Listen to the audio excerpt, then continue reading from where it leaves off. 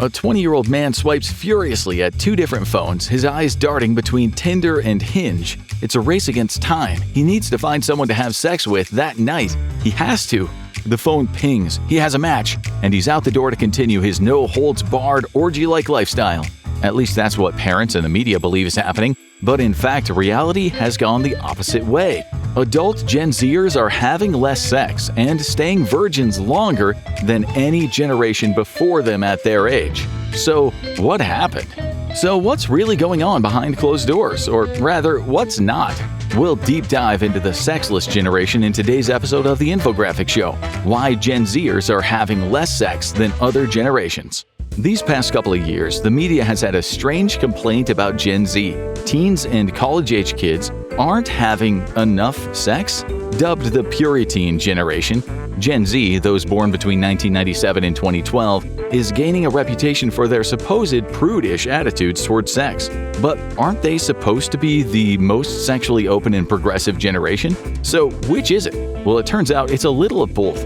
For Gen Z, growing up meant being surrounded by sexual imagery and having instant access to porn, literally at the click of a button. 18-year-old high school student Lillian shares her perspective. A lot of heterosexual porn always felt graphic. There was always an element of violence to it, and I never truly felt like any of the women or AFAB individuals in it were enjoying it, she says. That was very disturbing to me. One 20-year-old blamed porn for also making real-life sex off-putting, describing her experiences thus far as meh to bad. She said her partners seemed to model their moves on porn, flipping me over every 2 seconds because they watch a lot of mainstream porn. No wonder she doesn't want to have sex again. It doesn't help that Gen Z is struggling with mental health a lot. UC Irvine College student Ivana Zuniga told the LA Times, "I've been really preoccupied with my studies and I'm always stressed because of all the things I have going on. My libido is always shot and I don't really ever think about sex." While Gen Z has popularized a more fluid sexual spectrum and a variety of identity labels, this cultural shift may for some be making them less open to sexual experiences than before. How? Well, let's dig into the data and find out. One study in California looked into the sexual habits of young adults over time.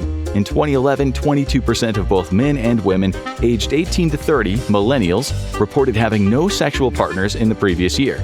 By 2021, 33% of women and 43% of men reported having no sexual partners in the last year. And this trend isn't just some quirky California phenomenon.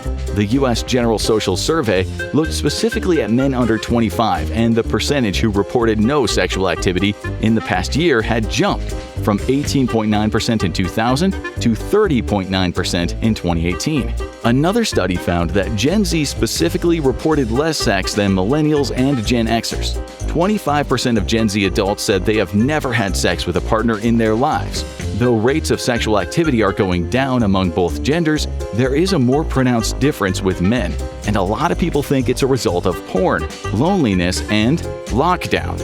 During the pandemic, people stuck at home alone turned to porn and online content for sexual satisfaction. Psychologist Fred Rabinowitz said young men are watching a lot of social media and they're watching a lot of porn, and they're getting a lot of their needs met without having to go out. The numbers paint a revealing picture. Among 18 to 29-year-olds, the percentage of women describing themselves as single edged up slightly from 32% in 2019 to 34% in 2022. But for men, the increase is far more dramatic, going from 51% to 63%. And it's not just because they're striking out.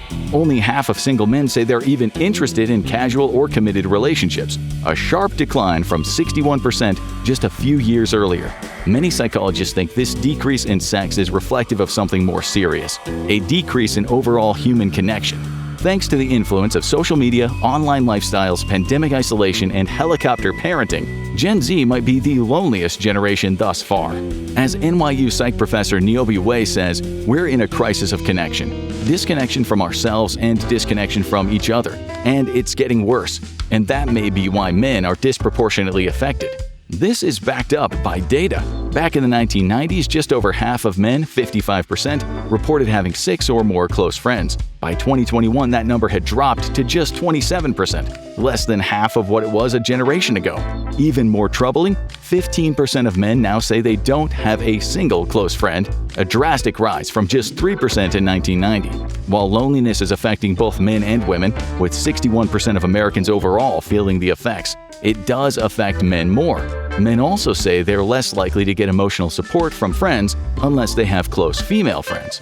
If friendships are difficult for Gen Z, dating, sex, and romantic relationships must be an even bigger challenge. The lockdown has also caused a big disruption to Gen Zers' sexual habits, in a way millennials and Gen Xers never had to deal with. It caught many of them in high school and college. Instead of navigating crushes at school or hanging with friends, they were stuck at home, limited to awkward interactions on Zoom, possibly the least sexy environment in the world. This period of isolation created a kind of suspended development for many Gen Zers. They became a little too comfortable with being alone and a little too scared of forming connections. Once again, men seem to have been more deeply affected. In 2021, a Match.com study found that 81% of single men said sex was less of a priority than it had been for them before the pandemic. Perhaps this explains why so many are turning to online alternatives like porn. For many, it feels easier, safer even, than taking the emotional risk of forming real-life human connections. But part of the problem is that Gen Z has had access to porn on a scale previous generations could not have imagined. Forget sneaking a Playboy out of dad's closet. Today's teens were exposed to some of the internet's darkest corners from a very, some might say, inappropriately young age. Surprisingly, coming across Blue's Clues fan fiction porn before you've even kissed someone does something to you. And that something is not good. You get exposed to a lot of sex before you've even had a chance to experience the attraction or connection it's usually based on. And as mentioned before, a lot of online porn doesn't necessarily look happy for the people involved. Even Gen Z icon Billie Eilish has opened up about the effects of early exposure to porn. She revealed in an interview that she started watching porn at just 11 years old, and it completely messed her up. Eilish says, "I think it really destroyed my brain, and I feel incredibly devastated that I was exposed to so much porn." She said that when she started having sex, she wouldn't say no to things that felt uncomfortable or wrong because she thought she was supposed to enjoy them based on what she had seen in porn. And people, especially young people, are watching a lot of porn.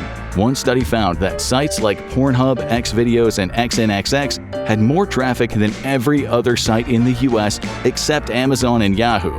27% of this Pornhub traffic is made up of 18 to 24-year-olds.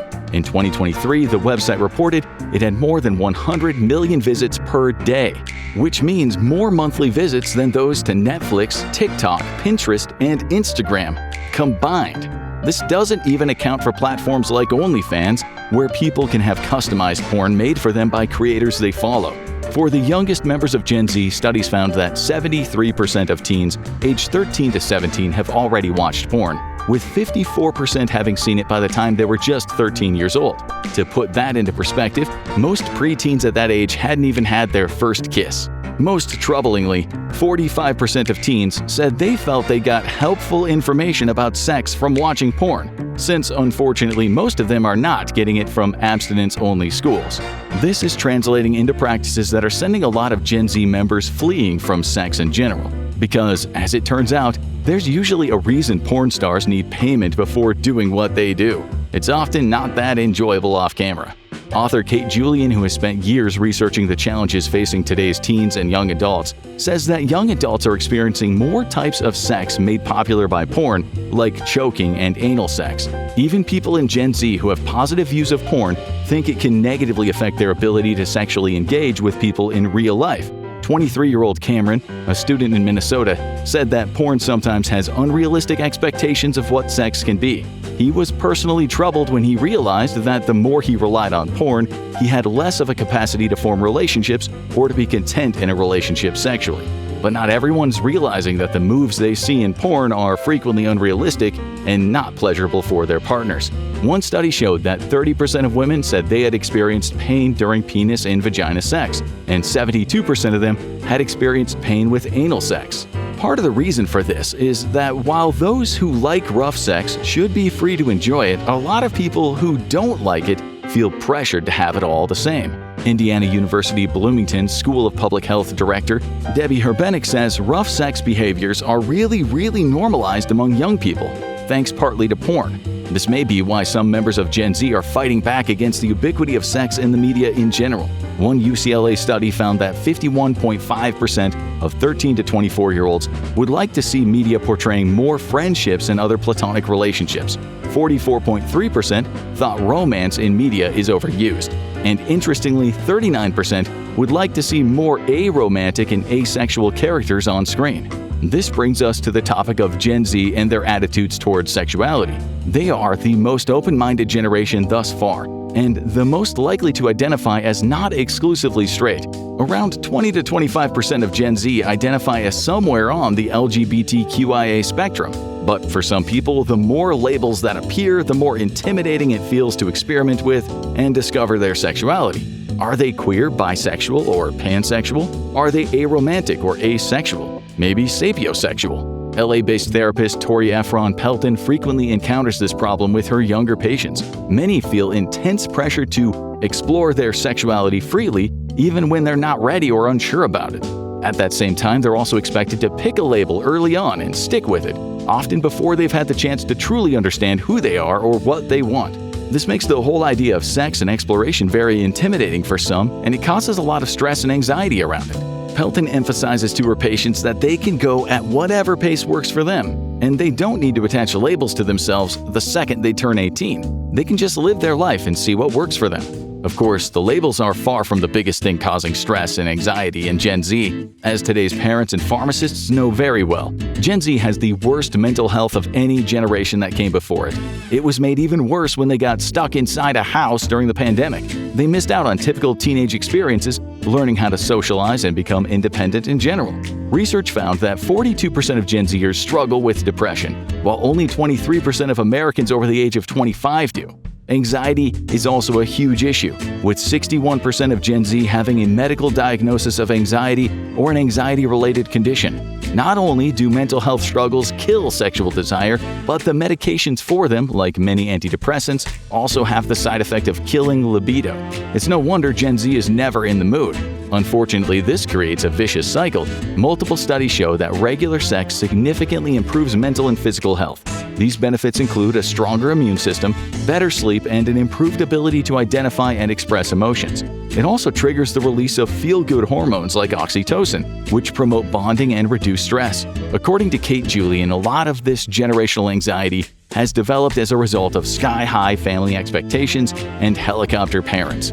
Parents are perhaps justifiably more anxious about their kids' future, as both millennials and Gen Z are rumored to be the first generations that will do worse than their parents in life. This creates immense pressure on kids. They're expected to focus intensely on their studies while also juggling extracurricular activities. All of this is aimed at building resumes that will impress universities and future employers. A lot of Gen Zers end up feeling very anxious and overwhelmed because of all of this extra pressure. Not to mention, having parents hovering around them all the time isn't helping. The fact that they're not hitting adult milestones as quickly as generations before them also contributes to frustration and low self-esteem. Members of Gen Z are living with their parents longer, getting their driver's license later, and waiting longer to find a paying job outside of school. To be fair, the competitive demands placed on them by universities and even high schools these days leaves little free time for work, and the salary from a minimum wage part-time job will barely cover gas money, unlike in the 1960s when you could work at McDonald's and buy a house before hitting 30. This trend of developing into adulthood at a slower pace makes sense sociologically, especially in Western countries. As Jean Twenge, professor of psychology at San Diego State University, says, in times and places where people live longer and education takes longer, the whole developmental trajectory slows down. And so far for teens and young adults, one place that you're going to notice that is in terms of dating and romantic relationships and sexuality. In other words, people who don't feel like full-grown adults yet are going to be less likely to do adult things, like having sex and date. She adds that Gen Z puts off sex and dating due to their increasingly economically precarious status, or stress related to completing education and looking for jobs. In other words, I guess we spent the late 1900s messing up the world and the economy in that order. Whoops, sorry. When people are stressed about earning enough to pay rent, afford food, and simply survive, priorities shift. Add to that their free time spent Googling probability of World War III or what the polar ice caps melting means, and then suddenly hitting on that cute girl at the bar feels, well, less important. This theory is all backed up by data that shows lower-income young adults have way less sex than high-income Gen Zers. 52% of Californians under the poverty line reported having no sex in the past year, while only 33% of high-income young adults between the ages of 18 and 30 reported having no sex. Money may not buy you love, but apparently it does help you feel good enough to have sex. There's also a practical way these trends of delayed adulthood get in the way of sex and dating. Many young adults are living with their parents, without a car, and with limited disposable income. That makes it harder to get out into the world, meet people, and build the connections that lead to sex or meaningful relationships. Living with your parents also makes bringing your partners home awkward, to say the least. Nothing kills the mood like your mom reminding you to clean your room in the morning when you walk into your house with your date. While many of the reasons behind Gen Z's decline in sexual activity are either beyond their control or tied to negative factors, not everyone sees this as a problem.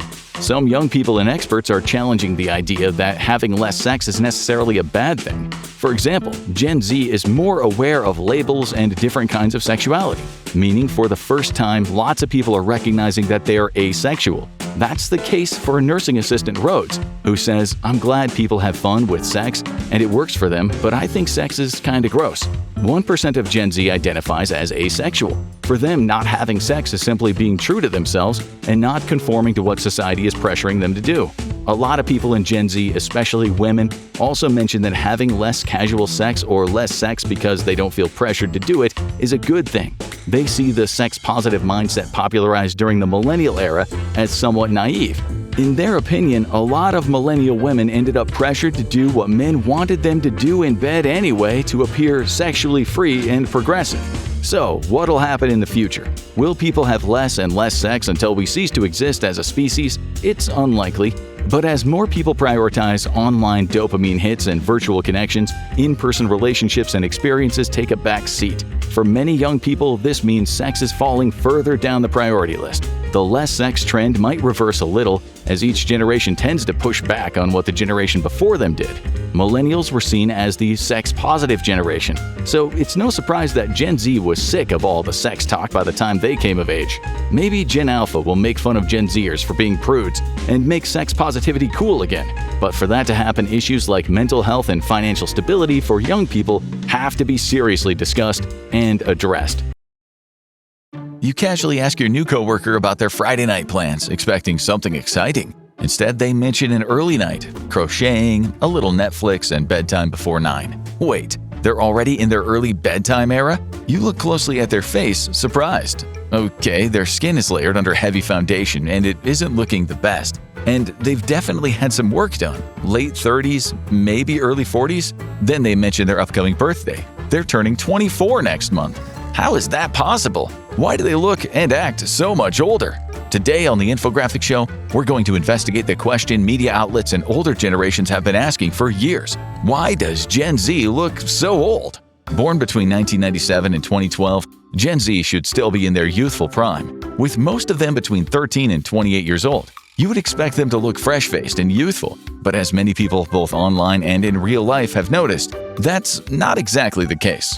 One reason Gen Z might appear older comes down to styling. They actually know what they're doing. Scroll through TikTok and you'll find high schoolers expertly executing hours-long makeup routines, complete with contouring, layers of foundation, and concealer tricks that would make a celebrity makeup artist proud. Most millennials and Gen X didn't even know what contouring was until they were full-grown adults. Contouring only gained popularity in the 2010s when the last millennials were in college. Now, a lot of the makeup Gen Z wears is meant to look natural, though you would never know it from watching Euphoria. But that doesn't change the fact that it's being piled on. One study showed that Gen Z has the highest percentage of regular makeup wearers than any generation, 36% compared to 34% of millennials. It might seem like a small difference, but traditionally makeup use increases with age. Women wear more to cover up fine lines, texture, and other so-called imperfections. Yet, ironically, it's the younger people who are wearing the most makeup today. A lot of the increase in makeup application knowledge and makeup use itself has to do with the explosion of beauty and makeup influencers on TikTok and YouTube, two platforms heavily used by Gen Z. Social media hasn't helped Gen Z's self-esteem either, leading to another surprising reason that they're looking older. But more on that later. Regardless of the reasons why, the demand for beauty products is skyrocketing over time. Online advertising company Nano found that beauty products demand grew 20% in the first part of 2023 compared to the same period in 2022, and a lot of that money is coming from Gen Z. According to Statista, the average Gen Zer spends $2,000 per year on beauty products. Considering how broke Gen Z tends to be, that is quite the amount. Generally contoured makeup and foundation is not only associated with older women, but accentuates even the smallest signs of aging. Foundation and other skin-covering makeup settle into facial lines, emphasizing them when viewed close up. On top of that, just wearing visible makeup can make young people seem older, not because of the makeup itself, but because we associate it with adulthood. A study in the British Journal of Psychology found that while makeup made women in their 40s and 50s look younger to observers, it had no effect on 30-year-olds, and it actually made 20-year-olds look older. Not to mention, many of the makeup techniques trending on TikTok are designed for the camera, not for real life. If you've ever swung by a film set, you'll know what looks flawless on screen can look, well, a little over the top in person. However, with the explosion of social media, selfies, and more on-camera lives, people are doing their makeup more for the screen rather than in-person interactions. So Gen Z is adopting makeup techniques originally designed for film and stage, like contouring and baking, a heavy layer of setting powder to lock everything in. The end result is makeup that looks flawless on camera, but way more noticeable in real life, making them appear even older. But there are more invasive cosmetic procedures aging Gen Z up as well. Dr. Sonia Khorana, a dermatology expert and cosmetic doctor, says that Gen Z is more likely to undergo cosmetic procedures at an earlier age than any other generation before them. Dr. Khorana works in England, where 41,000 Botox-style procedures were performed on teenagers in 2020. Eventually, the British government banned the use of Botox on anyone under the age of 18. It's not just a British thing. The American Society of Plastic Surgeons says that Botox injections increased 28% among people in their 20s between 2010 and 2020. That's partly because doctors around the world are marketing preventative Botox to young people who don't even have wrinkles yet. It's worth noting, though, that the evidence on that ranges from shaky to non-existent. According to the Washington Post, there haven't been any high-quality clinical trials to determine whether preventative Botox actually works long-term. It's still a relatively new trend, especially among people who are young enough to still be dealing with acne. They state that anecdotal evidence from dermatologists and plastic surgeons indicates that Botox does delay the onset of wrinkles. But they also point out that dermatologists and plastic surgeons who are selling Botox treatments to patients may not be the most reliable sources. When cosmetic interventions become obvious, they make people look older, partly because of, once again, social norms. No one expects a woman in her early 20s to have had extensive cosmetic procedures. That's exactly what happened when Kylie Jenner stepped out at Paris Fashion Week in 2024. Observers, some casually, others a bit more cruelly, remarked that she looked closer to her 40s than her actual age of 27. Jenner has opened up about getting lip fillers since she was 15, in addition to Botox, dermal fillers, and other plastic surgery interventions. Dr. Khorana explains that Gen Z's lifestyle choices can make them appear older than their actual age. And as you'll soon see, some of those habits, some you would never expect, are actually speeding up the aging process, and we'll get to those factors soon. In an interview with Vogue, dermatologists revealed that preventative Botox doesn't just influence social perceptions, it can actually make people look older. Manhattan dermatologist Patricia Wexler explains, if you do too much Botox on your forehead for many, many years, the muscles will get weaker and flatter. This doesn't just make the skin look thin, flat, and less vibrant, it can also cause new wrinkles to form in surrounding areas where they normally wouldn't. Most young people get preventative Botox in their forehead, but their face still wants to make expressions. Since the forehead muscles can't move as much, other muscles, like those around the nose, start to compensate, leading to wrinkles in places they were never meant to be. That creates wrinkles that normally wouldn't form until later in life, or at all, giving their face a prematurely aged appearance. While Botox is supposed to be spaced out by at least a few months, some people ignore that guideline, often with the help of shady doctors. This speeds up both the skin-weakening Botox causes as well as the wrinkles in the rest of their face. But why is Gen Z so obsessed with stopping aging to the point where they're actually making themselves look older in the process? Well, this brings us to another interesting point about Gen Z aging badly. Are they freaking out because they're aging badly? Or are they freaking out because they're aging? As opposed to other generations, Gen Z grew up with social media being a central part of their lives since before they hit puberty. Excessive use of social media led to a lot of Gen Zers comparing themselves to photoshopped and filtered photos of not only others but themselves as well. Experts have long warned about the filter effect and its impact on Gen Z's self-esteem. But that's only part of the story. Add to that Hollywood's obsession with injectables, fillers, and cosmetic procedures. The result is an army of eternally youthful, nearly identical faces that flood TikTok and Instagram, shaping what beauty is supposed to look like. Skincare company Curology conducted a study of 2,000 U.S. teenagers between the ages of 14 and 22. They found that 72% of teenagers feel pressured to look perfect because of social media's beauty standards. Furthermore, 25% of Gen Z say they're actually uncomfortable sharing their face on social media without filters or makeup as a result. In fact, a full 37% of teenagers would prefer to walk around with a facial filter on in real life. Not only are people on social media comparing themselves to others, but they're also comparing their faces with younger versions of themselves.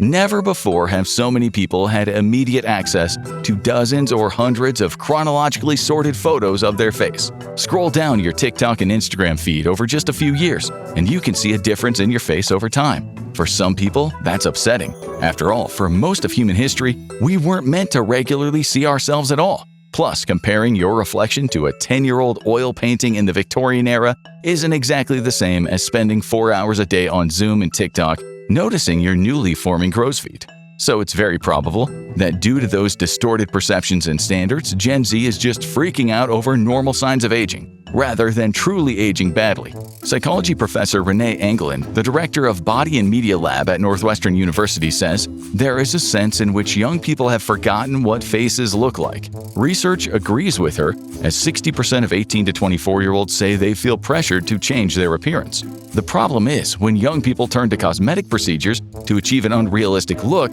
or to appear even younger, they often get the opposite effect. Just like with Botox, esthetician Dr. Ahmed El-Muntasser says, dermal fillers are brilliant for adding volume to the face, but too much filler can have the opposite effect, making you look older due to the shadows it can create on the face. Trying to contour the face with fillers instead of makeup can age otherwise young women. After a backlash to excessive filler use, many celebrities dissolved them, including Blac Chyna and Ariana Grande. They subsequently received widespread praise for how much better and younger they looked without them. Not to mention, the facial structure of women is still changing up until their mid-20s, as a lot of them haven't lost the baby fat covering their cheekbones. So staging cosmetic interventions when your underlying facial structure isn't even fully visible yet can create more problems. Fillers are likely to look odd or migrate after the face finishes undergoing its normal young adulthood changes. Belkin has this to say about filler. "It is a great tool, but it has to be used well, and it has to be used smartly. When it migrates, it does create that exhausted look, which can make you look older."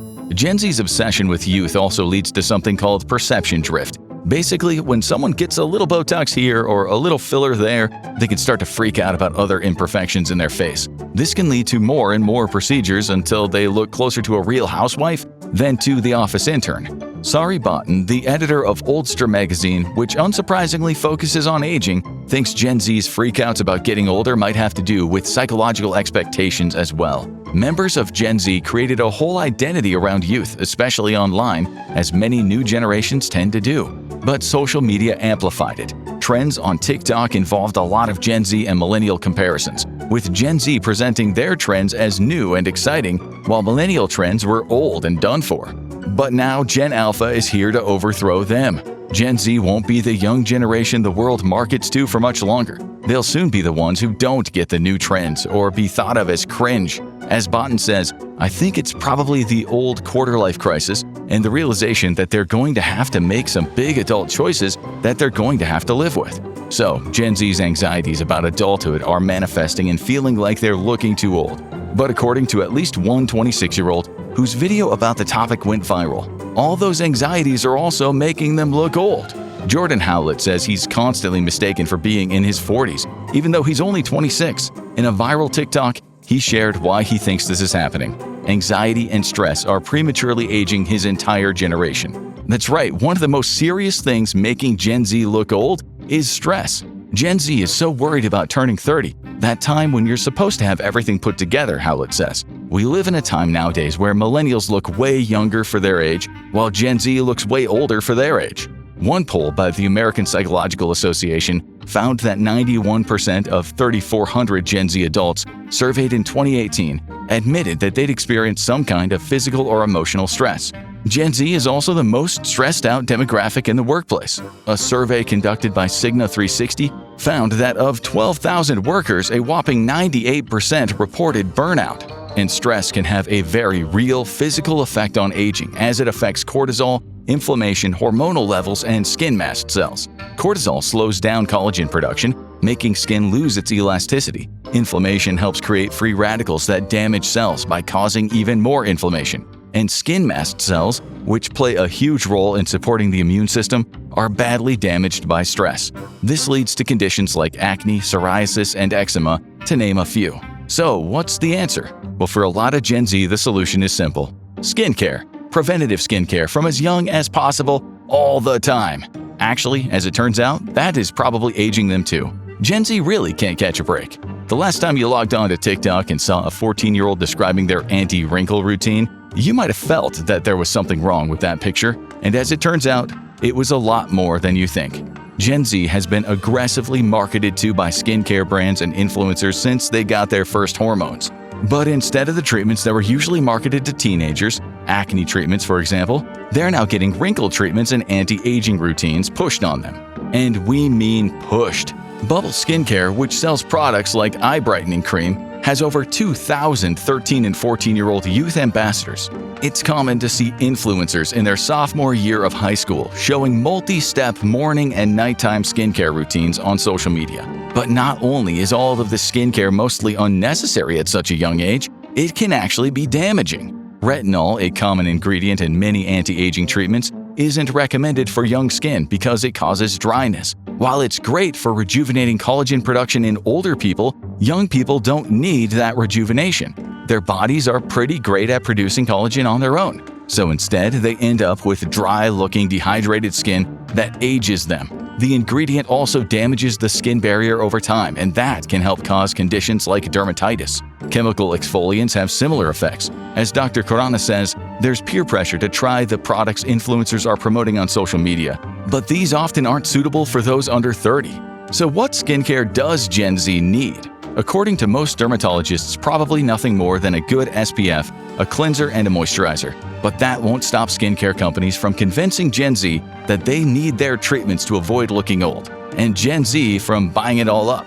Research shows that Gen Z spends more on beauty and skincare than any other demographic, even though they need it the least. Unfortunately, even though Gen Z seems to focus on their facial skincare routine, they seem to care less about the rest of their body. A study carried out by Melanoma Focus found that 43% of Gen Z admitted to using sunbeds. One of the worst things you can do for your skin. Not only does it drastically increase the risk of skin cancer, but it also speeds up premature aging, leaving skin looking older faster. As Seattle-based dermatologist Dr. Heather Rogers says of Gen Z, they're not taking care of their skin despite having a 15-step skincare regimen. Tanning bed use steeply declined in the 2010s by almost 30% after science showed that sunbeds were even worse for skin than tanning in the actual sun. So why is the anti-wrinkle obsessed generation tanning their skin to a leathery hide? Well, it's because they don't seem to be aware of how bad it is. And disinformation coming through influencers on social media has played a big part in that. The backlash against tanning was huge amongst millennials. If you saw orange-tinted MySpace profile pictures circa 2004, you would understand why. But Gen Z has swung back in the opposite direction. Many now believe the concerns over tanning beds are overhyped. The American Academy of Dermatology conducted a survey in 2022 that showed Gen Z knew less about UV safety than older generations. In fact, 1/3 of Gen Z respondents scored a D or lower in their knowledge of sun protection. Even those who know the risks don't seem to care much. It highlights a bigger issue. Gen Z's perpetually online culture may have made them more focused on controlling how they look on social media than on their actual health. A full 28% of Gen Z respondents said that getting a tan was more important than not getting skin cancer. We assume that the people who actually got skin cancer would disagree with that statement. Unfortunately, skin cancer still follows the rules of science rather than the advice of TikTok influencers. One doctor says at this point in his practice, he is removing skin cancer from someone under 40 almost every week. Surgical oncologist Dr. Rajesh Nair says We're seeing an increasing number of young and middle-aged adults with not only skin cancers, but advanced stage skin cancers. Other dermatologists agree that influencers sharing flat-out false information about UV rays and tanning salons doesn't help the situation. Dr. Jacqueline Watchmaker, who works at US Dermatology Partners, says, "I definitely have seen some 20-year-olds who come in not only tan, but red-brown. They're so tan, I call it mahogany. When your tan matches your grandma's dining room table, perhaps it's time to stop." Celebrities with huge media followings like Kristen Cavallari have posted videos claiming they don't wear sunscreen because it's not natural. Some even insist that sunscreen, not UV rays, is the real cause of skin cancer. Dermatologists strongly disagree. There is literally no evidence to support that claim, and every peer-reviewed study says the exact same thing. But a lot more Gen Zers get their health guidance from TikTok. So what doctors say doesn't really matter. According to the Orlando Health Cancer Institute, 1 in 7 adults in the U.S. under 35 think daily sunscreen is worse than direct sun exposure. Unfortunately, UV rays are not the only carcinogen making Gen Z look like they're on their second mortgage. A sad irony, as in this economy they're probably not even going to get a first one. And young people seem really misinformed about this next cancer-causing habit as well, perhaps explaining why it might be the worst cause of premature aging yet: vaping. Anti-smoking campaigns have been so successful that the percentage of American adults who smoke dropped from 42.6% in 1965 to just 11.6% in 2022, a 73% decrease, according to the American Lung Association. But as smoking declined, so did tobacco company profits. And as they watched their revenue shrink, alongside a suspicious rise in healthy lungs, they came up with a new plan. They invested in and promoted vaping instead. Big Tobacco didn't disappear, it just rebranded. British American Tobacco, the company behind Views, remains a major player in the e-cigarette market. Meanwhile, Altria, the owner of Philip Morris and the maker of Marlboro, once held a 35% stake in Juul before shifting its focus to Enjoy, another vaping company. Altria's new slogan is "Moving Beyond Smoking." They just conveniently left out that it's toward vaping instead. And Gen Z has latched on to these campaigns. One University College London study showed that between 2016 and 2023, the percent of 18 to 24-year-olds in England that inhaled nicotine products rose from 28% to 35%. E-cigarettes that were initially intended as a way to wean former smokers off of nicotine are now being picked up by people who never had a cigarette smoking habit to begin with. The marketing of flavored vapes has made them wildly popular with a group that was never supposed to buy nicotine in the first place: children. And worst of all, flavored e-cigarettes have an even safer reputation than regular ones. A survey found that 27% of Gen Z believes flavored vapes are less harmful to their health than standard e-cigarettes. Meanwhile, the reality is concerning. 17% of parents with kids aged 9 to 17 reported that their child had tried e-cigarettes, and 7% said their child uses them regularly. And that is just the parents who know their children are vaping. Take a minute to think about how much your parents don't know about your teenage years, and then realize how many more teenagers are actually vaping. Smoking is one of the leading causes of rapid aging, and vaping isn't any better when it comes to creating those fine lines and wrinkles, and generally making the skin duller and less elastic. So those are just a few reasons why, on some college campuses, it's getting harder to tell the students from the professors. From over-the-top beauty routines to skyrocketing stress levels, tanning beds, and preventative Botox gone wrong, Gen Z's approach to self-care might actually be aging them faster. A 2022 health survey by the American Psychological Association revealed some startling stats about Gen Z.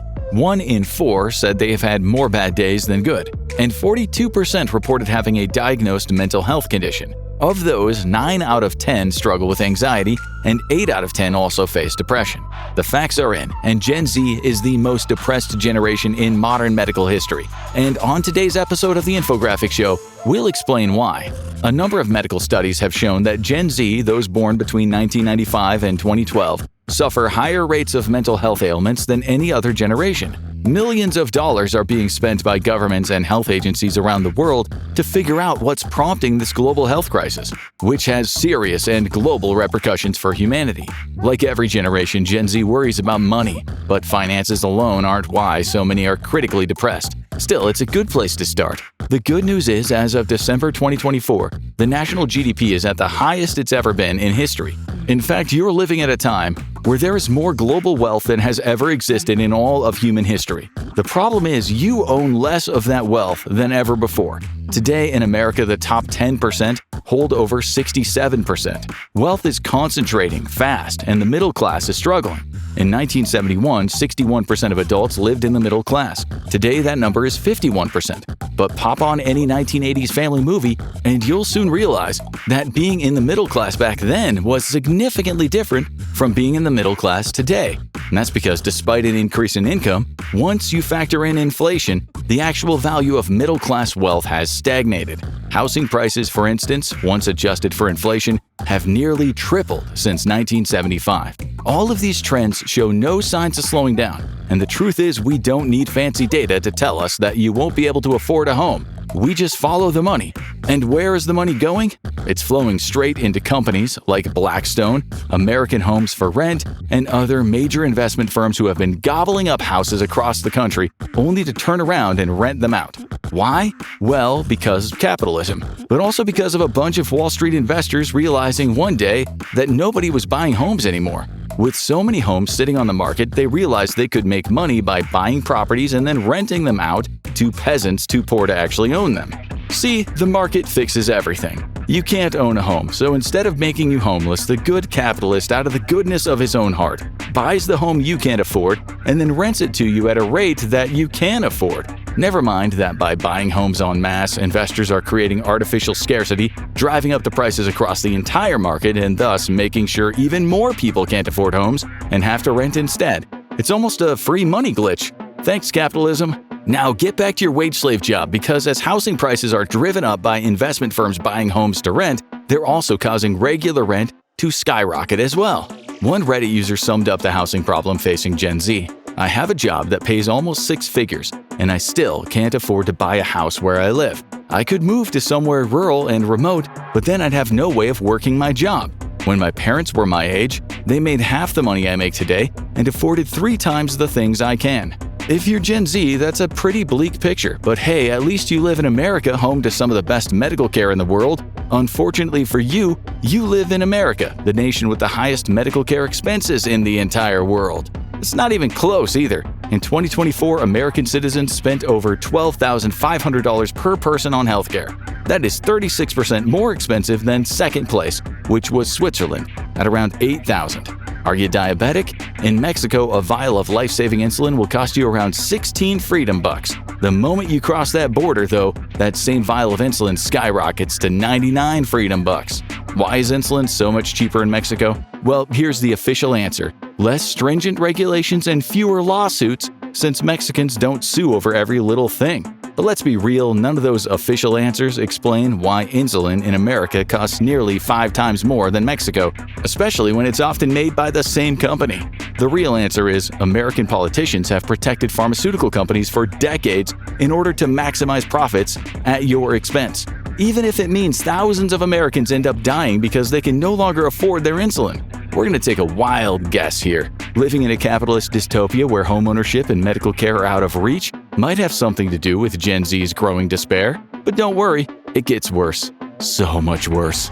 Gen Z is routinely shown to have the greatest awareness of the ongoing climate change crisis than any other generation. If Gen Z had been in charge 60 years ago, we might not even have the opening days of a climate crisis on our hands. But unfortunately, Boomers were in charge, and they are intent on squeezing every last ounce of profit they can while destroying the environment before clocking out.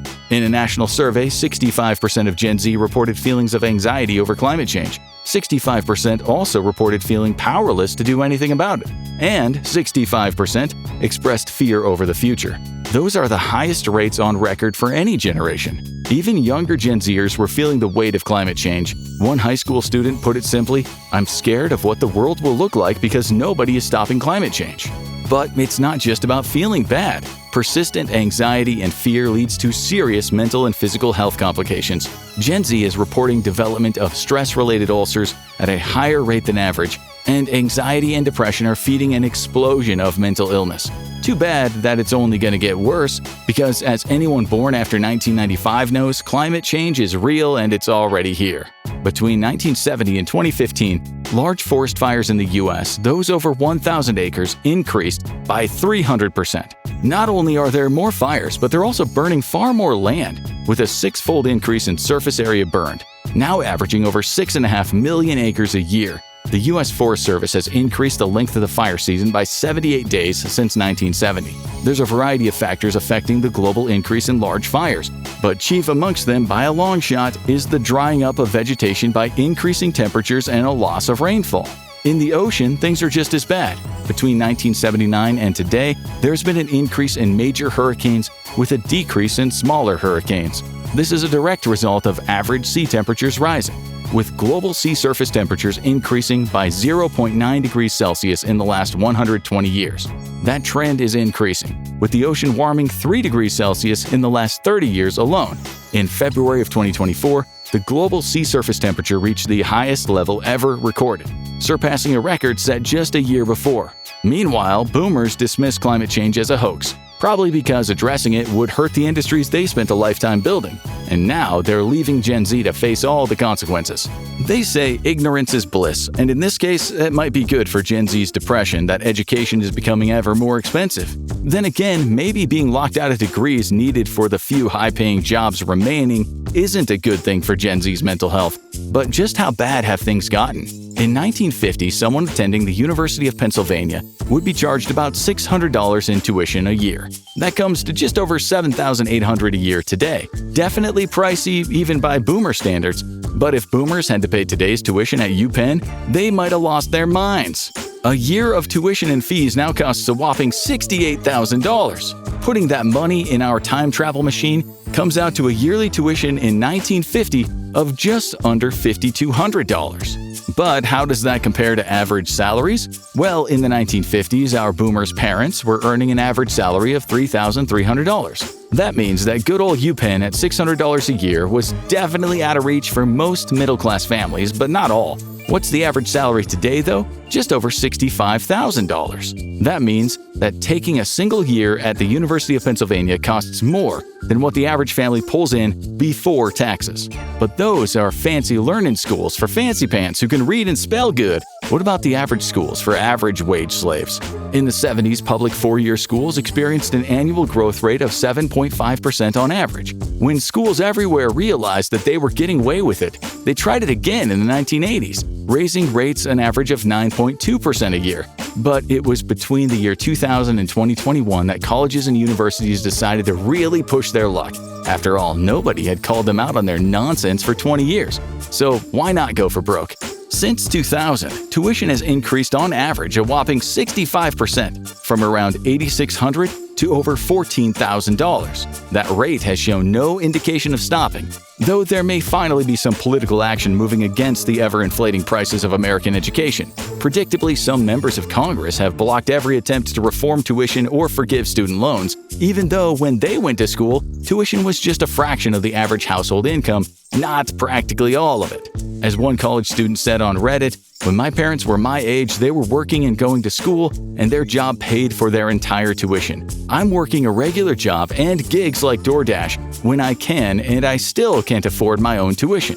My parents had to help me out, but I'm committed to paying them back. I just don't know when." Let's face it, if Gen Z wanted an education, then they shouldn't have been so lazy and born so late. It's really on you, not them. Another leading cause of stress for Gen Z is the increasing likelihood of a major war and ever-present shadow casting anxiety over their futures. For a generation already grappling with economic uncertainty, climate change, and social unrest, the prospect of a global conflict feels like the ultimate tipping point. It's not just fear of war itself, but the harsh reality that if such a conflict were to erupt, it would be their generation shouldering the burden. The thought of being thrust into the front lines, literally or metaphorically, adds to a growing sense of generational frustration. This anxiety is further compounded by the perception that older generations, particularly the boomers, are the ones setting the stage for these potential conflicts.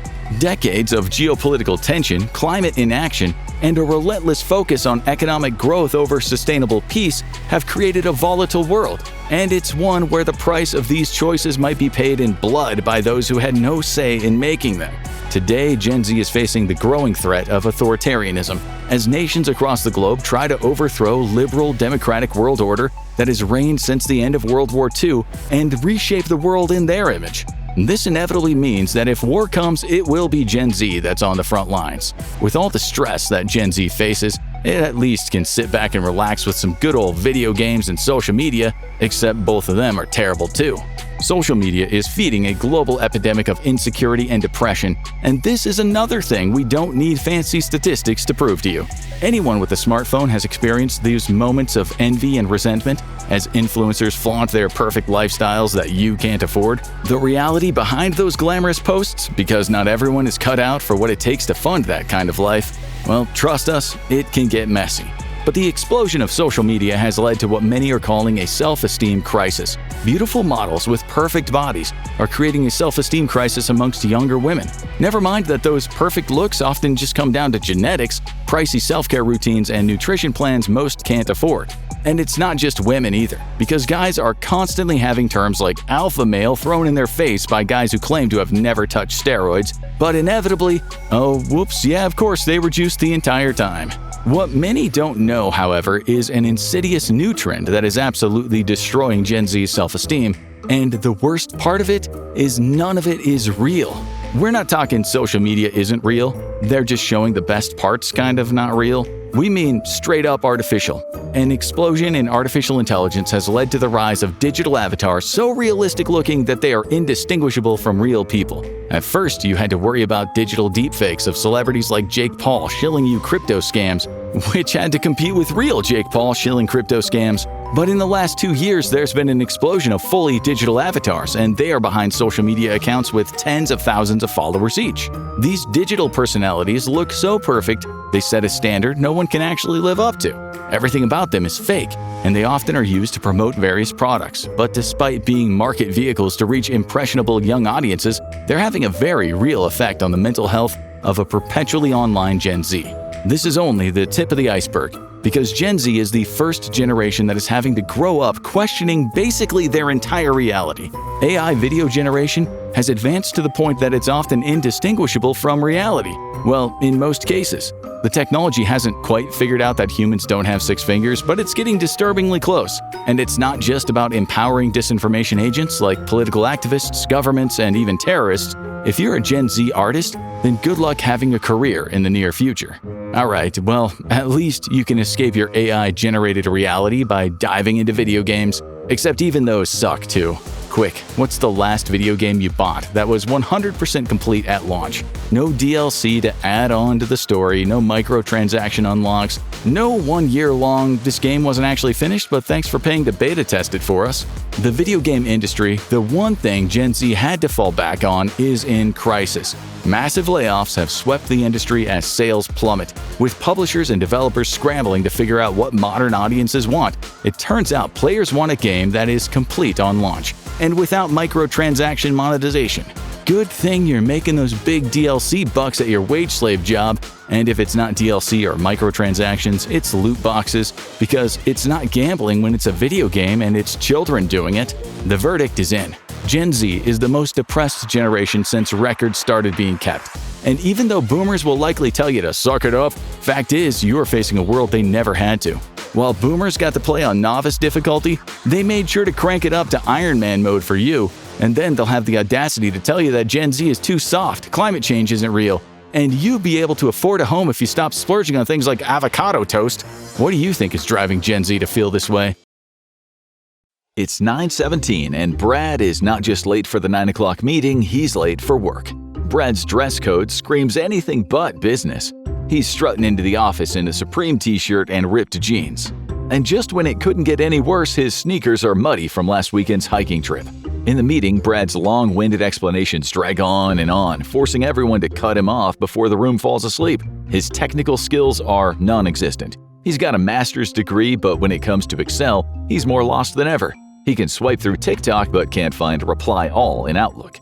Faced with real problems, Brad fumbles. Without a YouTube tutorial, his only problem-solving experience is pressing X to reload in video games. But the real kicker? Brad is so casual, it hurts. He strolls through the office like it's a coffee shop, high-fiving coworkers and calling the boss dude. Brad is the average Gen Z graduate, and like many Gen Z graduates, Brad will be out of the job within the first few months. In today's episode of the Infographics Show, we'll reveal the shocking reasons why companies are firing Gen Z workers. Supervisors are facing a hiring crisis when it comes to recent graduates, and the news is bad for Gen Z. More and more bosses are refusing to hire a new generation of workers. The situation has gotten so bad that even colleges have gotten in on trying to solve the crisis, with many schools now offering additional courses to specifically prepare students for a professional setting. A recent survey of almost 1,000 business leaders at the forefront of the business, technology, and science sectors revealed that 1 in 6 companies are now hesitant to hire a recent college graduate. The survey asked specific questions about hiring practices, demographics, and reasons for satisfactory or unsatisfactory outcome. While 94% of companies reported hiring recent college graduates, only 25% said those hires were a success. The rest were either unsatisfactory or a total disaster. 3/4 of companies stated that they were outright dissatisfied with their Gen Z hires. But it gets worse. 3/5 of companies reported firing their Gen Z hire within a year. This has left a bad taste in the mouth of the business leaders across industries. The biggest complaint was that college graduates are unprofessional and poorly prepared to work, with many being overwhelmed by challenges in the workplace. Has Gen Z been coddled to the point they are no longer hireable? According to the Society for Human Resource Management, the average hiring success rate is right around 43%. That means that 43 people out of every 100 hired will actually work out long-term for the company. But when you look at the intelligence survey, the situation for Gen Z is even more worrying. 6 out of 10 companies surveyed reported having to fire a Gen Z worker, putting Gen Z hiring success rate significantly lower than the average. Houston, we have a generational problem. And it's bad enough that many Gen Z workers might have trouble landing and keeping jobs because of it. So, let's get into the issues behind Gen Z's apparent lack of hireability. A whopping 9 out of 10 companies surveyed reported that Gen Z desperately needed further etiquette training. Across the board, the prognosis is clear. Gen Z does not know how to operate in a professional environment. Good workplace etiquette is key for productivity and harmony. It's about understanding how to navigate professional relationships. This includes knowing when to use formal titles, being aware of sexual harassment policies, and proper communication, both on the phone and online. Gen Z tends to treat its workplace and correspondence like it's a Discord chat room. Memes and emojis are great for Reddit and Instagram, but not so much for your 9 to 5. Imagine losing your job because you responded to an email with a handsome Squidward gif. Knowing how to dress is just as important. Most workplaces go for business casual, a more relaxed version of a more formal attire you might see at a law firm. Business casual can be dressed down to jeans, but only if paired with a nice button-up shirt and nice clean shoes. Wearing graphic t-shirts and dirty sneakers is definitely a no-go. If you're part of Gen Z, you should treat the workplace like you're dressing for a date. You want to make a good impression without being creepy by wearing a full suit. A lack of professionalism was a reason that Gen Zers didn't work out 46% of the time. Other issues included a serious lack of motivation or initiative, with half of all companies surveyed, almost 500, stating that their Gen Z employees needed close supervision and showed little drive to take charge. This might be due to the culture shock Gen Z is experiencing moving from a perpetually online life to a professional workplace. It could also be that Gen Z is the most vocal about how exploitative industries can be. While their online existence may have dulled Gen Z's preparation for a professional setting, it's also increased their awareness of the many pitfalls of modern industry. Gen Z questions things like why cover letters are still a thing, why salary information isn't displayed on a job listing and not kept secret, and wages overall have not kept pace with either cost of living or the value of industry since the 1970s. Hiring managers may find Gen Z more motivated if the American dream wasn't officially unreachable for most of them because boomers sucked it dry decades ago and left a mess in their wake. But there's still some very legitimate criticism to be made of Gen Z. 39% of surveyed companies stated that Gen Z employees lacked good communication skills, which is ironic for a generation that spends hours screaming into headsets on Call of Duty. When most online lobbies devolve into a shouting blame game, With a healthy sprinkling of racism and homophobia, it's easy to see why Gen Z communication skills might be glitching. This ties in with 38% of companies who reported that Gen Z was overly sensitive and struggled with professional feedback. The online world turned every disagreement into a zero-sum ego battle, and now Gen Z treats feedback like a boss just nerfed their favorite weapon. Even more troubling for Gen Z is the fact that 34% of new hires showed bad problem-solving skills, which is odd because video games are supposed to make you better at that. But it turns out real-world problems aren't like following a quest marker in Skyrim, especially when you can't communicate properly. A staggering 30% of employers say Gen Z lacks basic technical skills, struggling with Excel and Word, programs that are as old as their parents. This decline in ability is blamed on access to mobile devices and cloud-based editors like Google Docs, both of which means Gen Z doesn't know how to navigate menus of word processing programs or engage in even simple formatting tasks. Ironically, despite being the first digitally native generation, Gen Z is also showing a dramatic decline in typing skills, thanks to an over-reliance on mobile phones and autocorrect features where the spelling just needs to be in the ballpark. If you think we're making any of this up, Reddit is full of posts of Gen Z not knowing how to use various computer programs or even computers themselves, and the complaints range from around the world, not just making this an American or even Western issue. But it's not entirely Gen Z's fault. Colleges and high schools are increasingly failing to prepare students for the challenges of the modern workplace. Previous generations had mandatory typing and basic computer classes, giving them a solid foundation. But today, many schools have cut these programs, assuming Gen Z's familiarity with tech means that they don't need formal instruction. While Gen Z might be digital natives, much of their knowledge is informal and self-taught, leaving them high and dry. Recently, California made it mandatory for public students to undergo typing classes, much like their parents had to in order to graduate. Gen Z is also suffering from a critical social skills problem, likely fueled by their online lifestyle, where direct human-to-human interaction is rarer than ever before. This is growing into what is increasingly being called a dating crisis, as Gen Z fails to make meaningful romantic connections. Online culture may allow you to play with people all over the world, but real-world interactions still matter. A survey by psychologist Andrew Thomas showed that the feeling of being left out amongst teens grew from 13% in 2018 to 30% in 2022. Gen Z is outright avoiding in-person social interactions. A Center for Disease Control survey showed that teenagers are more risk-averse than ever before, with less rates of smoking, drug use, drinking, physical fighting, and even sex, showing a downward trajectory in all categories since 1990. That might sound like a good thing, but the bad side is that teenagers today are attending fewer in-person gatherings, such as house parties, than ever before. And a whopping 59% of Gen Z males report not having approached a potential partner in person for the last year when the survey was taken. The trend is clear. Gen Z is less social than ever, despite spending most of their lives on social media. And this is making them worse at everything that a professional workplace requires out of them. Despite playing more video games than ever before, something that's proven to improve problem-solving skills and critical thinking skills, Gen Z is actually struggling with these skills in a real-life setting. Skill sets suited for video games are proving to be a poor fit for most professional jobs, though there are industries where Gen Z thrives, reflecting their unique upbringing. The question on every hiring manager's mind is, what do we do now? As the world becomes ever more digital, the hiring crisis is only set to grow. While typing and computer familiarization classes in schools is a great start, it doesn't solve the fundamental problem with Gen Z's lack of social skills, problem-solving abilities, and low personal initiative. The future of industry is extremely uncertain, and this should worry everyone.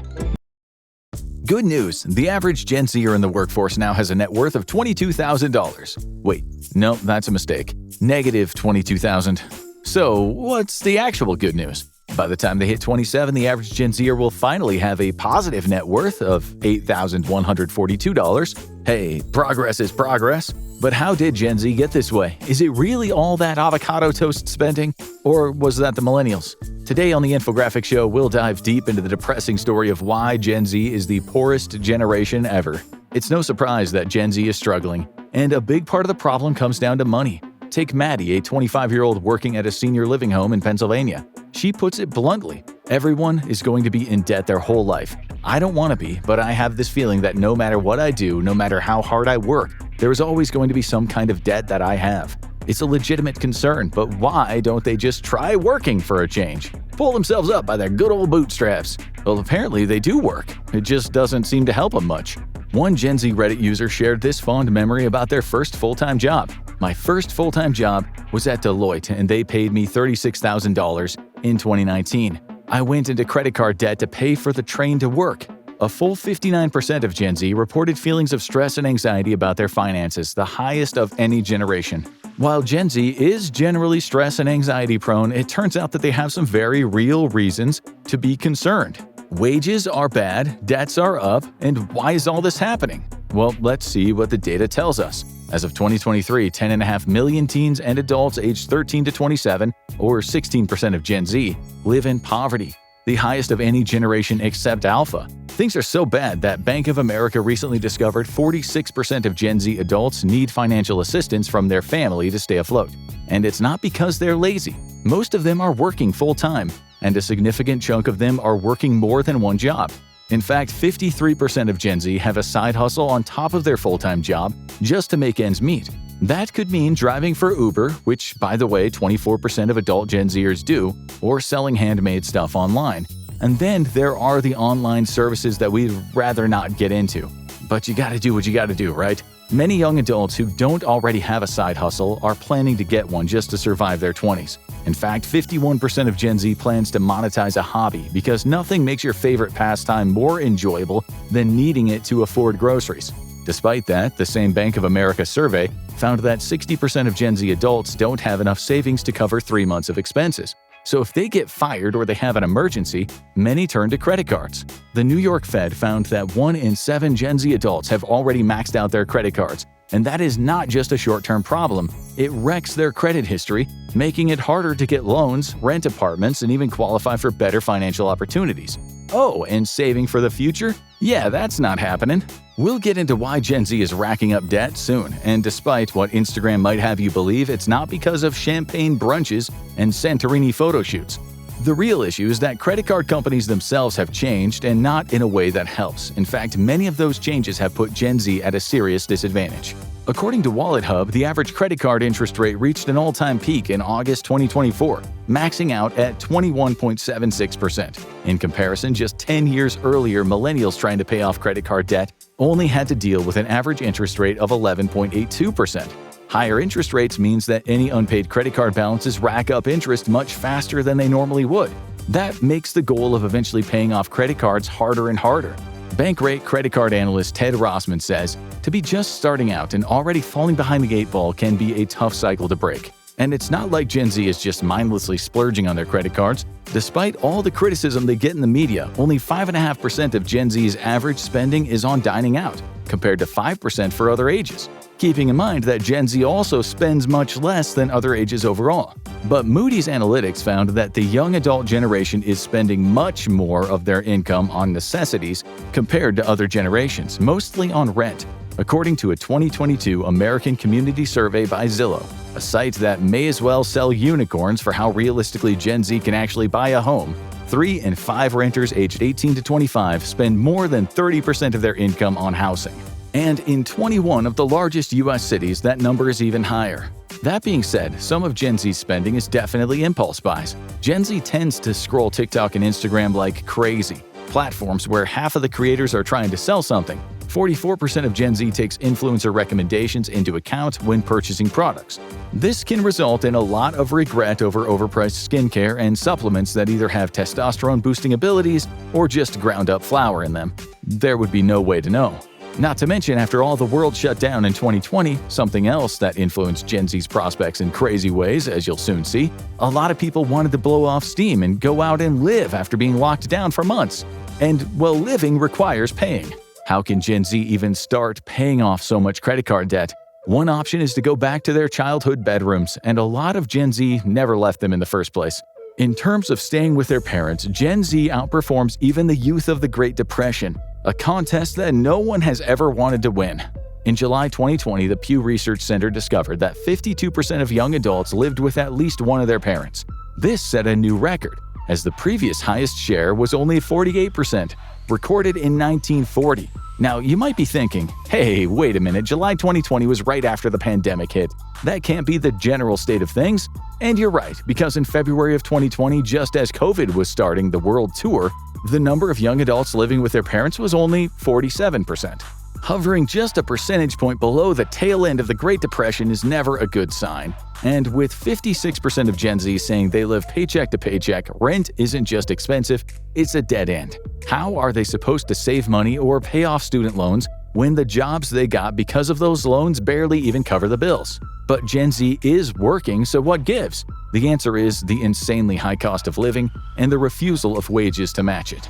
In 2022, Gen Z was paying 31% more for housing than millennials were just a decade before them, adjusted for inflation.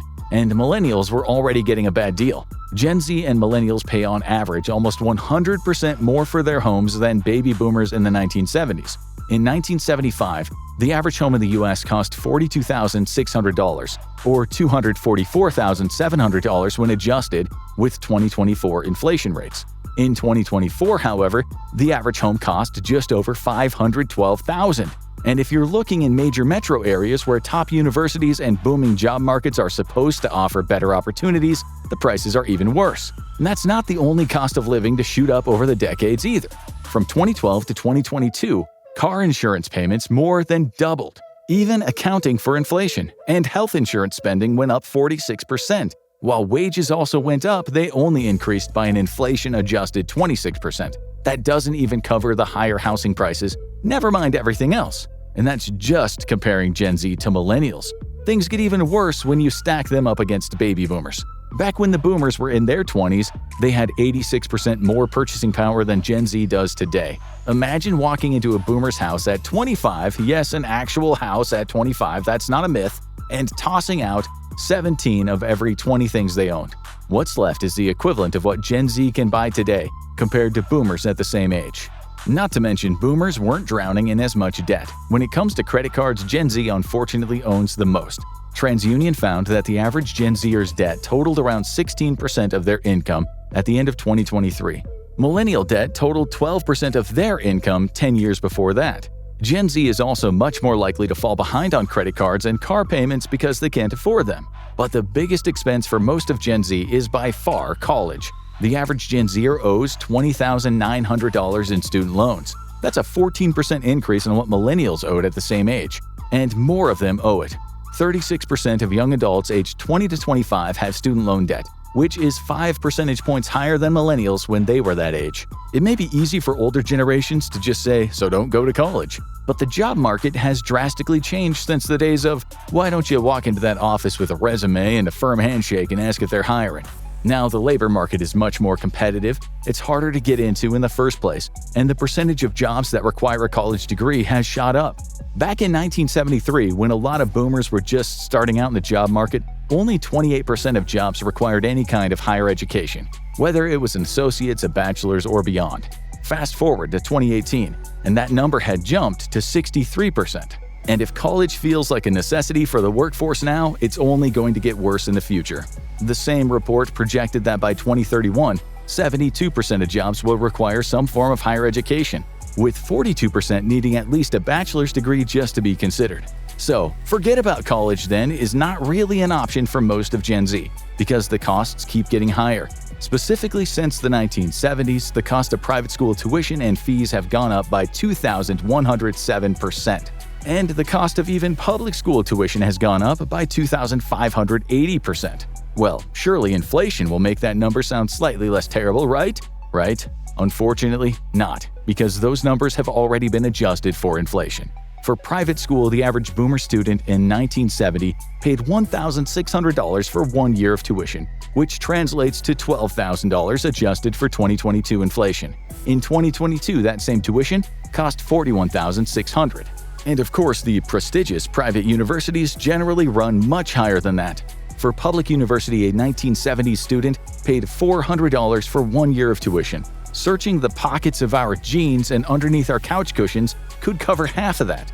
That translates to $2,800 adjusted for 2022 inflation. In 2022, the average student paid $11,400 for a year of public university instead. Back in 1970, the median income was $9,870 per year, about $190 per week. That meant a summer job alone could cover the $400 needed for a full year at the public university. Even the $1,600 tuition for a private school was well within reach of a part-time job during the year. Now, well, good luck covering a single textbook with summer job money. But there is a tiny silver lining to the college debt problem. Some sources found that despite their student loans, Gen Z's overall debt isn't as large as that of older generations. The bad news is that's because older generations are paying off mortgages on homes that Gen Z can't even afford to look at. Well, for Gen Z to be going into all of this debt for college, they're hopefully getting a steady, great-paying job out of it. As you might have guessed, given the tone of this video, no, they're not.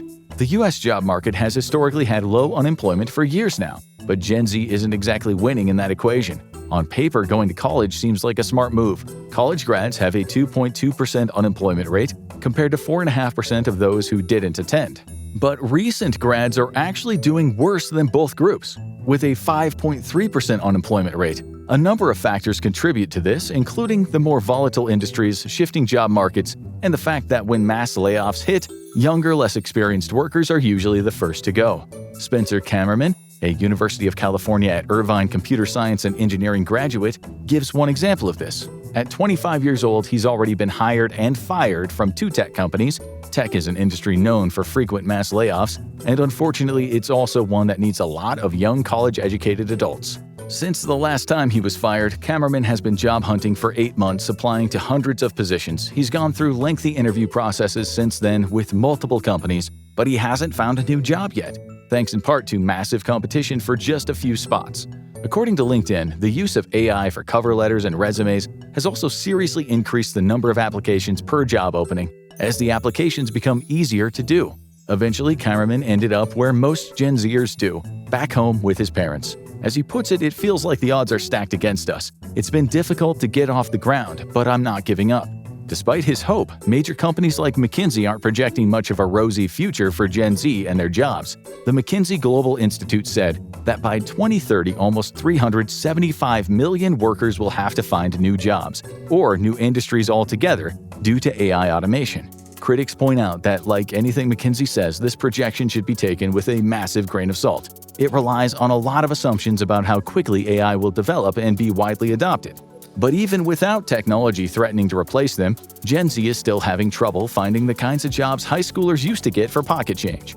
For example, the decline of brick-and-mortar stores and the rise of e-commerce means the once reliable world of retail work is increasingly unsteady. And the lack of job security once Gen Z gets into the workforce doesn't make it any easier to make a steady income, let alone plan out savings and retirement accounts. And that's partly because of the rise of the gig economy, which has converted a lot of salaried positions into contract positions. 36% of U.S. workers are in the gig economy, which is growing 3 times faster than the regular workforce. It's not just Uber drivers and Postmates delivery either. At 40% of companies, 1 in 4 workers is now a part of the gig economy instead of in a full-time salaried position. Though there are some big benefits to gig work depending on what it is, setting your own hours, for example, it's not very stable. It doesn't come with benefits, and most gig work isn't well paid either. In addition, for better paid full-time jobs, many bosses and hiring managers have a dim view of Gen Z employees and would rather not hire them in the first place. Researchers asked employers what they'd prefer to do when they had a job vacancy, ranking a series of actions, among them hiring a Gen Z employee. They found that some employers will go to extreme lengths to avoid hiring Gen Z.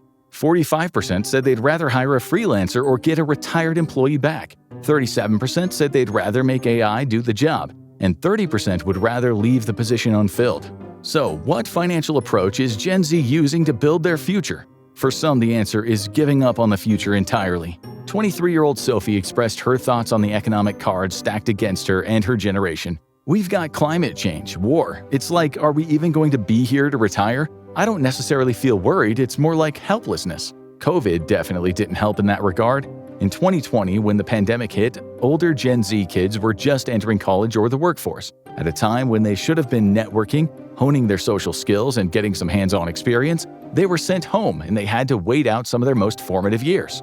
Young people found themselves in the midst of a job crisis as industries either told workers to go remote or laid them off. Some started new jobs where they never even got to meet their bosses or their teams to get some good mentorship and networking opportunities. And college students didn't make vital in-person connections that could help them enter the job market with recommendations after graduation. Beyond all of these factors, there is one more reason that Gen Z is the poorest generation, one that doesn't get discussed often because they were born that way. Let us explain. Economic inequality has been increasing for decades in the U.S., as is obvious when looking at young people's financial status today.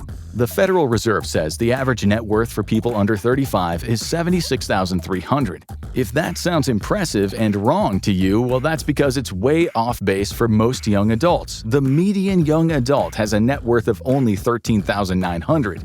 The average is just thrown off because of a small percentage of young adults who are either very high earning or very high inheriting. But what about the Gen Zers who inherit nothing? Because in the U.S., incomes and birth rates are correlated, and generally people below poverty level tend to have more kids than people above the poverty level. In 2005, in the middle of Gen Z being born, those with an income below poverty level had a birth rate of 95, while those with an income at 200% of poverty level or more had a birth rate of 45, which means there are disproportionately more kids being born into poverty compared to the general population. And in the U.S., with lower rates of social mobility and fewer public safety nets compared to other developed economies, being born into poverty often means it's really hard to leave it. Gen Zs born into poverty sat at a serious disadvantage. They often get a lower quality education and have fewer opportunities for higher education, making it even harder to break out of the cycle. On top of that, they can't rely on parental financial help or stay at home rent-free for long, something a lot of Gen Z needs just to get by. So, Gen Z kids brought up in poverty often become poor Gen Z young adults. Despite this, there are a few encouraging signs. The Atlanta Fed found that wages for 16 to 24-year-olds rose 8.6% in 2024, compared to 5.2% of the general population. So perhaps companies are finally realizing they need to pay their young workers a respectable wage. Student loan forgiveness helped a lot of people claw their way out of debt and be able to start saving. An expanded program could set young adults up for better financial futures. Stronger laws protecting employees from random firings and guaranteeing benefits for gig workers could also provide some stability for Gen Z adults. But those programs are unlikely to happen soon, and the longer-term view doesn't look great, especially with poverty rates for Gen Alpha equal to those of Gen Z, 16%. You look across the desk at the 24-year-old slouched opposite you. His ripped jeans don't exactly scream business casual, but he's here applying for your marketing job, and he's brought his mom for support. You push past your confusion and try to break the ice. How was your day? He avoids eye contact, muttering, "Good," and not to be rude, but I don't really want to know how your day has been going. Things are off to a great start. Still, you press on. Why do you want to work here? He briefly looks up and mutters, "I'm really excited to help market and sell solar panels. The only problem is you're a pharmaceutical company. Looks like it's gonna be a pass." According to a lot of Gen Zers themselves, some or all of those things happen when they interview for a job. They don't like or even know how to make small talk, and they'll say so. 26% of them have brought a parent to a job interview, and 61% of Gen Z has been diagnosed with anxiety, which makes it hard for them to prepare or even research what a company does ahead of an interview, as multiple stories show. How did they get this way? And how and why is Gen Z struggling so much? On today's episode of The Infographic Show, we'll examine why Gen Z struggles to handle real life. Many older people think Gen Z is an antisocial, lonely generation who prefers to avoid others if they can help it, and a lot of Gen Z agrees with them. The prospect of mixing the work and the social worlds gives me a headache. I can see myself in a decorated conference room, washing down a catering taco with a lukewarm White Claw. I feel like my head could explode. Gen Z employee Jonah Nink didn't just avoid social events at work, he wrote an entire article about it titled, "I'm Gen Z and avoid all social events at my job." He admits that people his age are likely to keep socialization and their work life completely separate. But this doesn't set them up for success. Even Nick realizes that. In the same article, he admits one of the only reasons his dad kept his job during the Great Recession was because of the great relationships he had developed. And the problem isn't just that Gen Z would rather not go to the occasional work happy hour or company Christmas party, but they seem to have trouble handling any difficult social tasks or conversations at all. Many managers online, even those who generally like Gen Z workers, talk about how their inability to communicate and have difficult conversations is a real problem. Many will straight up ghost their workplace instead of giving 2 weeks' notice, which also explains a lot of the problem with modern dating. Global accounting giants Deloitte and PricewaterhouseCoopers have found themselves in uncharted territory. They have to provide their Gen Z employees in the UK with basic lessons on handling in-person meetings and presentations, skills previous generations seem to acquire naturally. And university professors are teaching courses on making small talk. Students now have lectures on how learning and using the name of the person they're speaking to is important. We're being serious. So why does Gen Z have such bad social skills? Part of the problem is the disruption the pandemic caused. During some of Gen Z's most formative years, middle school, high school, and college, they were stuck at home with their parents rather than learning to interact with peers and classmates. One study in Canada found, after remote learning and studying, 25% of Gen Zers said their verbal skills had gotten worse, and 50% thought their overall social skills declined.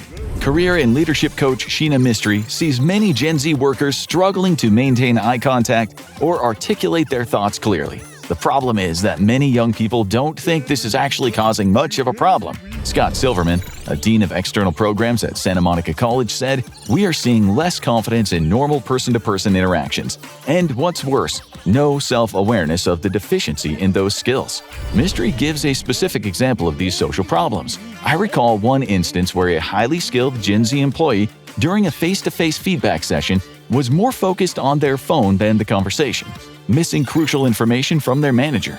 This brings us to another problem. Gen Z definitely spends too much time on their phones, mostly on social media, which ironically does not train people to become social. And they know it's an issue. One Gen Zer says, "The reason people are not happy, have communication issues, focus issues, and all sorts of dedication issues stems from social media and short-form content in general. It affects their ability to produce productive long-term work, the ability to genuinely connect with people, and their attention span. Basically, anything that helps you find success and happiness in life gets obliterated." Gen Z spends an average of 6 hours and 5 minutes on their phones every day. That's almost the same as the average American sleeps in a day. In comparison, millennials spend about 4 hours and 36 minutes, while boomers spend an average of 3 hours and 31 minutes. But what are they doing on their phones? Maybe they're looking up some information, learning a language. Well, it turns out no. They're mostly on TikTok, as they spend an average of just over 3 hours daily on social media. Except social media has turned out to be the worst thing for actual socializing and friendships. But more on that soon. A large part of the blame for the lack of social skills falls on parents, specifically helicopter parents. Their overprotective tendencies are a major reason why Gen Z struggles with real life. So if you're a part of an older generation and you thought you'd be left out of this episode, think again. While helicopter parents existed before, they were nowhere near as controlling or terrified as they are now. One 2022 study showed that 83% of parents showed behavior of helicopter parenting, and even though they think they're protecting their kids, what they're doing is leaving them completely unprepared to function as independent adults. Historically, this is one of the safest times to be alive. According to the BBC, the likelihood of a violent death has never been lower, but you would never have known it listening to your average modern parent.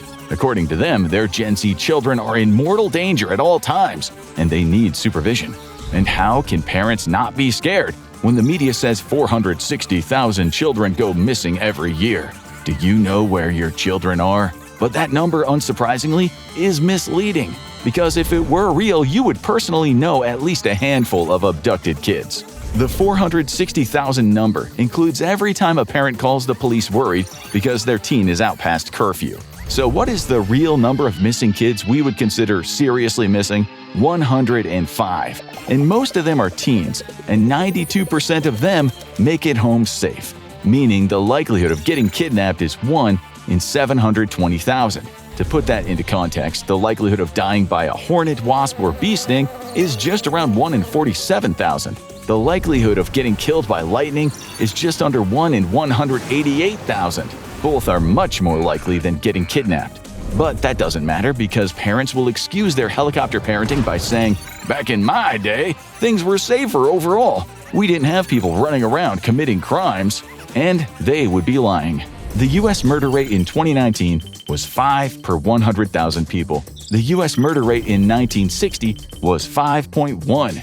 And Gen X parents might want to sit this one out because the murder rate in 1970 and 1980 when they were kids and teens was respectively 7.9 and 10.2. Given modern fears, it's amazing anyone left their house during the Reagan era. But a combination of these unjustified fears amplified by the media and the relentless pressure for kids to succeed have created a perfect storm. Many Gen Z teens have little to no unstructured or unsupervised time to explore, fail, and grow independently. Historian Stephen Mintz points out that growing up involves risk-taking, exploration, increasing responsibilities and competence, and regular social interaction with siblings, peers, kin, and non-kin. And Gen Z kids are getting none of that. To protect them from invisible dangers and make their college applications competitive, parents enroll them in advanced courses, tutoring sessions, and any extracurricular activities they can find. And this has been tied to some good outcomes. Gen Z is more likely to graduate from high school and college than previous generations. They're also less likely to smoke, drink, or do drugs, and they're less likely to become pregnant teens. But they're also less happy and confident than ever. And this is because helicopter parenting, according to Parents Magazine, destroys kids' self-confidence, independence, and problem-solving skills. And this brings us to one of the biggest struggles of all. Gen Z is struggling to get and hold a job. Because parents are now so involved in their kids' lives that 25% of Gen Z kids take parents with them to job interviews. As you can imagine, this makes a terrible impression. Businesses find it hard to believe that you're a self-starter if you need mom to hold your hand through an interview. And the problems with Gen Z in the workforce don't end there. Because even when they manage to get the job, they often can't keep it. According to ResumeBuilder.com, 74% of managers said that Gen Z is more difficult to work with than any other generation. One former HR director says, "The comments about Gen Z's lack of problem-solving skills are too real. I'm guessing helicopter parents and/or micromanaging teachers caused this. Probably good-intentioned, but it really set a lot of Gen Z workers up for failure."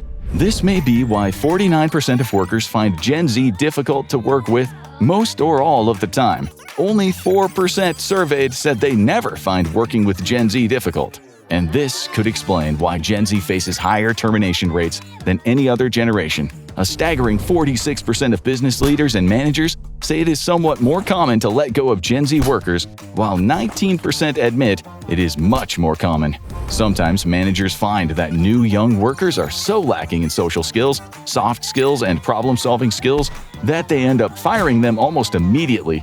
27% of bosses say they have fired a Gen Z employee within their first month at work, while 20% more say that they've fired a Gen Z employee within the first week of work. Why is Gen Z failing so badly at working in office environments? Well, part of it might be that they're used to remote learning and work, or that they have the least experience working than any other generation before them. Gen Z is pressured to focus on their studies, and part-time jobs pay too little to be a big financial help for college or any other big purchase. So rates of working among high school and college students have been steadily dropping. 41% of Gen X teens were working in 1986. By 2002, only 27% of millennials were working, and in 2018, only 18% of Gen Z teens worked. This was before remote work took off and made Gen Z even less able to function in a social office environment. It's no wonder Gen Z doesn't have the social and soft skills needed for a work environment if they have never worked. However, the top reasons managers find Gen Z hard to work with may be surprising, and it is one of the big reasons they can't handle real life. They lack technological skills.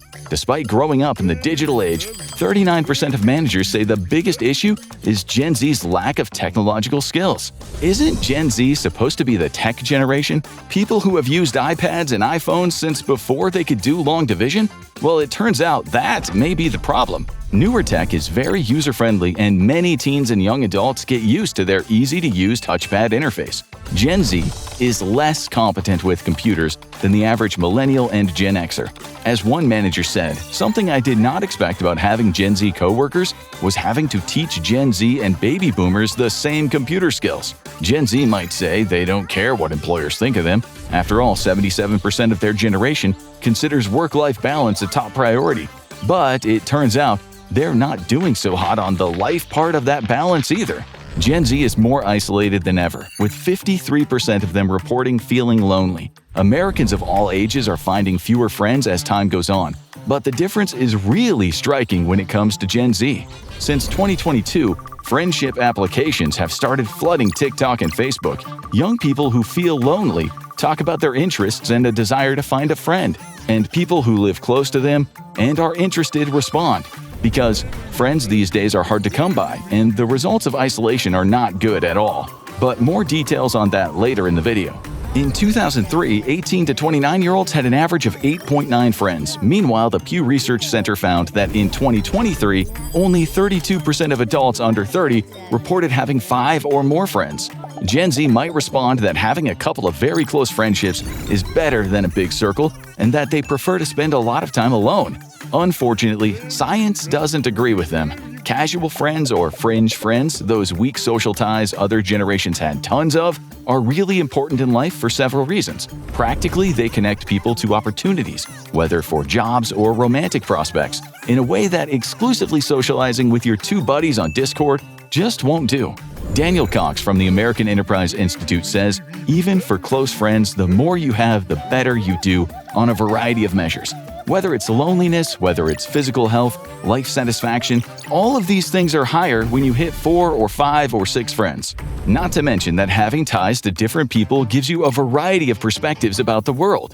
One of the great things about the internet was that people were able to log online and find others who were exactly like them. One of the worst things about the internet is that people log online to talk only to people who are exactly like them. This phenomenon, known as homophily, doesn't just contribute to the growing polarization of society. It also hinders Gen Z's ability to navigate real life. By surrounding themselves with like-minded individuals, many Gen Zers struggle to have difficult conversations with people from different backgrounds and perspectives. And all of this disconnection is making Gen Z less trusting as well. In a 2022 Pew survey, only 34% of American adults under the age of 30 agreed that most people could be trusted, the lowest of any age group. Many people argue that with so much time spent working and trying to make ends meet, no one has the time to socialize anymore, but that is not true. From 2017 to 2022, the average time spent working per week has changed 0%. TV watching has gone up less than 1%, and housework is up 3.5%. Meanwhile, the amount of weekday socializing people do has decreased by almost 19%. What has gone up is sleep. In 2022, adults in their 20s got an average of 9 hours and 28 minutes of sleep. That is an 8% increase from 2010, and that is not a good thing. The CDC recommends Americans get at least 7 hours, but way more isn't good for you. Johns Hopkins neurologist and sleep specialist Dr. Charlene Gamaldo says that people who regularly sleep more than 8 or 9 hours a night may have medical issues. It also causes fatigue and drowsiness throughout the day, maybe explaining Gen Z's lack of effort at the office. And it's tied to long-term health problems. And the average hours of sleep for Gen Z being medically troubling is not a good sign. In addition to loneliness and a lack of social networks, it's tied to their other big struggles such as depression and anxiety. It's no secret that teens and young adults today struggle with mental health more than any other generation that came before them. 42% are diagnosed with mental health conditions, and almost 60% are on medication for their mental health. Gen Z is officially the most depressed and anxious generation, a title that no one wants. Depression and anxiety, unsurprisingly, make it extra hard for people to cope with real life. Many of these mental health issues come not from loneliness, but something else that endless scrolling in social media has created, a feeling of hopelessness about the future. Search the internet for Gen Z opinions about their life, and you will quickly start to feel depressed and defeated. One Gen Zer sums it up like so: Gen X was happy in their 20s because they had a good future in front of them. Millennials were happy because they thought they had a good future in front of them, but then discovered it was a lie later in life and are unhappy now. Gen Z is not even lying to themselves. They know they're in trouble. Statistics agree. 85% of Gen Z told Pew that they're worried about their future. Though most of them are concerned about their own financial situation, politics and climate change also top to their list of things to worry about. Endless doom scrolling, as well as the 24-hour news cycle that blasts viewers with constant horrific updates about the world, doesn't help this mindset. When boomers were growing up, they weren't pelted with updates about every possible tragedy around the world all day, every day. There was a news hour and a newspaper, and that was kinda it. Now, to be fair, there are real reasons to be concerned. Gen Z is the first generation since teens back in 1957 and 1958 to go through a pandemic. The world is already seeing the first effects of climate change, and everyone's predicting that their futures will be worse than the previous generations. Pew Research reports that 76% of Gen Zers say climate change is one of their biggest concerns, and 37% say it's their top concern. Environmental studies teacher Sarah Jaquette Ray said Gen Z's hyper-awareness of climate change and negative future projections is traumatizing a huge chunk of the generation. But instead of inspiring change or action, the doom cycle seems to be inspiring hopelessness. According to her, Gen Z talks of an apocalypse on the horizon. Some students become so overwhelmed with despair and grief that they shut down. It's no surprise, then, that 85% of Gen Z say they're worried about their future, and nearly 90% of them say they don't feel set up for success. One Gen Zer summed up their frustration in the following way: "When we were given a dying planet on a silver platter, told to go to college for just the economy to tank, kids get shot in classrooms, and women don't even have the right to their own bodies, we are living in hell, and y'all want us to smile about it, and we aren't." And on that doomsday note, if you're a member of Gen Z, we'd love to hear your thoughts in the comment section below. Move over, millennials. Gen Z and Gen Alpha are here. Gen Z, the ones who brought us TikTok dances and unapologetic middle parts, are now getting side-eyed by Gen Alpha, the kids who grew up swiping before they could walk. So what's the difference between these two tech-savvy titans? On today's episode of the Infographics Show, we'll show you how these two generations really stack up. Generation Z was born between 1995 and 2010, while Gen Alpha will consist of those born between 2010 and 2025. In the US, these are the two most diverse generations to ever exist. Gen Z is 48% non-white, while Gen Alpha is going to be the first majority non-white generation in history. But while their demographics are similar, they are far from the same. In fact, while it's hard to believe, they might actually be the most different generations ever. For starters, what's their preferred app? To no one's surprise, TikTok wins out with Gen Z, and they practically live on the app. Because why go outside when you can just dance for strangers? With studies showing that a quarter of Gen Z spends an average of 5 hours a day on China's favorite data collection app. But Gen Alpha's preferred app? It's by far YouTube. Forget about the TV commercials that you used to watch on Saturday mornings. Those are dead. Over half of Gen Alpha now finds out about brands on YouTube for the first time, while 47% of those in Gen Z first hear of them through social media platforms like Instagram and TikTok. And they're finding out about plenty of brands because both of these generations spend a lot of time online. Way more than you think. Gen Z is glued to screens for 9 hours a day. That's even more time than they spend sleeping, which means they're probably dreaming in memes by now. But before you get judgy, maybe you should check your own screen time and prepare to have a minor heart attack. You're probably one binge-watching session away from joining the club.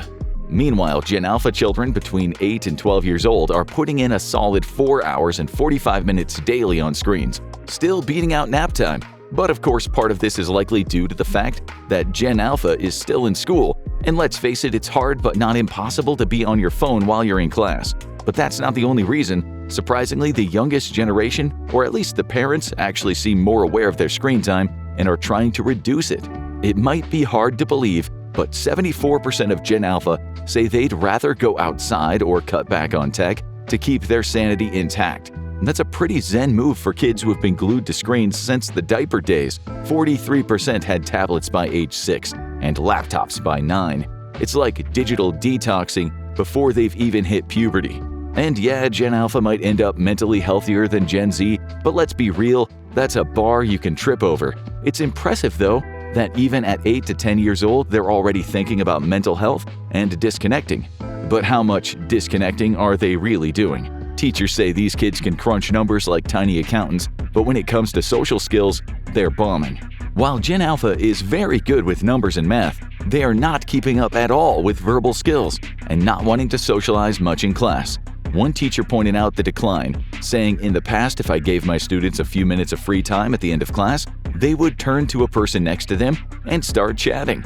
Now they immediately pull out their phones and put in their headphones. I can hear a pin drop in the room." On the flip side, Gen Z is hitting the mental health struggle bus hard. Surveys show a whopping 25% are riding the emotional roller coaster daily. Compare that to Millennials and Gen X, where only 13% say they're feeling the same kind of all-the-time existential dread. So, what's the deal? Well, pick your poison. Endless screen time, social lives limited to Snapchat streaks, and oh yeah, a front row seat to climate change and global chaos. And don't forget, inflation is out here crushing dreams. Owning a house now is realistic as winning an Oscar. But hey, at least there's 5G for constant doom scrolling. Gen Z's solution? Spend it while you got it. Because if the world is burning, you might as well buy that overpriced latte and pretend it's all fine. When it comes to fashion, Gen Z has raided the early 2000s closets that most millennials tried to burn. Hashtags like #Y2K and #Y2K aesthetic are blowing up with over 5.5 million posts because nothing says trendsetter like a Von Dutch hat. Low-rise jeans are back, and so is the constant risk of showing the world your whale tail every time you sit down. Thanks, Gen Z, for reviving that nightmare. Depop is now the hotspot for Gen Z vintage finds. Translation, they're hunting down our old Abercrombie tees like they're museum artifacts. If you're over 33 and still have that juicy couture tracksuit, congratulations! You're sitting on a gold mine of questionable fashion. And the naughties nostalgia doesn't stop there. While Gen Z will never know the bliss of charging a phone once a week, they are all about cases that make your iPhone look like that ancient relic archaeologists refer to as a BlackBerry. Meanwhile, Gen Alpha shops like their parents, which is adorable and also mildly terrifying at the same time. They're also skincare obsessed, getting worried about fine lines and wrinkles before they've even tackled acne. Maybe deal with that first zit before you worry about crow's feet. Scroll through social media and you'll see middle schoolers in full glam dishing out anti-aging tips like they're prepping for a high school reunion. Dermatologists are horrified, but Gen Alpha is already neck-deep in wrinkle creams and serums. They're obsessed with millennial skincare brands like Drunk Elephant, and although the oldest of them are only in high school, their favorite brands are like a suburban parent starter pack. Nike, Netflix, Disney, Nintendo, Amazon, and Apple. Even their fashion is old. Gen Z has noticed this. A few people in their 20s were invited by BuzzFeed and had the following to share about their Gen Alpha siblings. Everything is about how it looks, if it's cool. There are 8-year-olds dressing like people my age, and it's absolutely wild. This theme constantly came up in interviews with another Gen Zer, adding, "Back in my day, the cool girls wore sparkly sequined shirts. Now everyone in that age group wants to wear the same things as teenagers and young adults, which is fine, but it definitely is very different." And a lot of people in Gen Z don't think that the new beauty trends seen in their younger siblings are fine. One Gen Z teen girl shared, "My cousin is Gen Alpha, 9. She wears makeup every day and worries about her weight. It's like those 10-year-old Sephora kids. Why are they using $100 skincare? I started with literally only a cleansing wipe at age 11. This tracks with the general idea that Gen Alpha is shaping themselves not only after role models online, but after the people they spend the most time with, their parents. Having less real-life interactions and friends has led to Gen Alpha shopping, acting, and worrying about the same things as their millennial parents. Or to use the nonsense marketing term from Razorfish, they have accelerated brand maturity. But for Gen Z, perhaps nothing screams uncool louder than turning into a present-day millennial. But when it comes to remote work, they're a bit more analog. Only about 30% of Gen Z wants to go fully remote. Meanwhile, nearly half at 48% prefer hybrid setups, splitting time between home and office. Maybe all that COVID isolation and endless Zoom calls got to them because they're actually down to hang out with coworkers IRL. But as for careers, Gen Z is in it for the long haul. They want that work-life balance, don't we all? But they also are on the lookout for positions where they can grow, because TikTok fame and living in your parents' basement isn't the only life goal anymore. Gen Z's bold attitude toward the workplace hasn't gone unnoticed by their older coworkers. At a corporate level, one millennial says, "The largest difference I notice is that Gen Z, fresh out of college or university, is not afraid to call out a system that is not doing them justice and will look for other work without a second thought.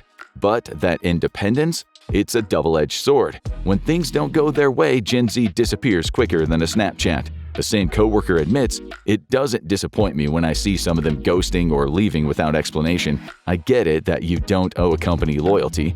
However, sometimes it might be nice if more new hires spoke up about the issues they see."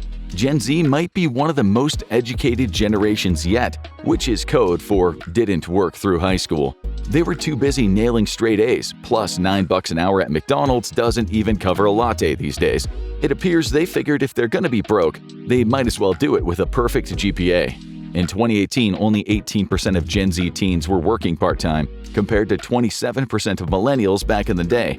As for Gen Alpha, they're headed for even longer school stints and fewer teen jobs, which means mom and dad's basement is booked well into their late 20s. And hey, Gen Alpha, if you think this means early retirement, think again. Experts say you'll likely be grinding well into your 70s. So enjoy those rent-free years because your dream of early retirement might just be a fairy tale. But here's the real question. When Gen Alpha finally joins the workforce, will they know how to office at all? Gen Z might be bold about their rights in the workplace, but ask their teachers and they'll tell you Gen Z plays by the rules. Their teachers rated them as much more obedient, respectful, and good with rules than Gen Alpha. Gen Alpha is a different story. Teachers described them as less respectful, less likely to share, and free from any rule. Sure, they've got accelerated brand maturity, but they are behind compared to students in previous years, socially, emotionally, and academically. It turns out being online since birth might have had its downsides. One teacher noticed that Gen Alpha has less general knowledge as the years go on. Teachers everywhere are shocked at the lack of basic knowledge. One teacher's class thought the U.S. Civil War took place in the 1920s. Google has replaced history class with close enough answers. Researchers interviewed preschool teachers in Antalya, Turkey, about their experiences with and perceptions of Gen Alpha students over the years, asking them to mark down their positive and negative traits. The three most commonly marked down traits were technology addicts, more tendency to violence, and egocentric. Bad emotional regulation is a theme that also comes up often when it comes to Gen Alpha. Researchers aren't sure if the problem is human disconnection, coddling from helicopter parents, or something else. But it seems that as Gen Alpha moves through school, teachers are having a lot more difficulty dealing with antisocial behavior, like violence, throwing things, and cursing at teachers. They believe Gen Alpha are fragile but unable to articulate why they're having a meltdown. But teachers don't blame the kids. One said, "I need to ask millennials, why are your kids so awful? And more importantly, why do you think it's so funny? Your kids cannot read, they cannot write, they're ill-mannered."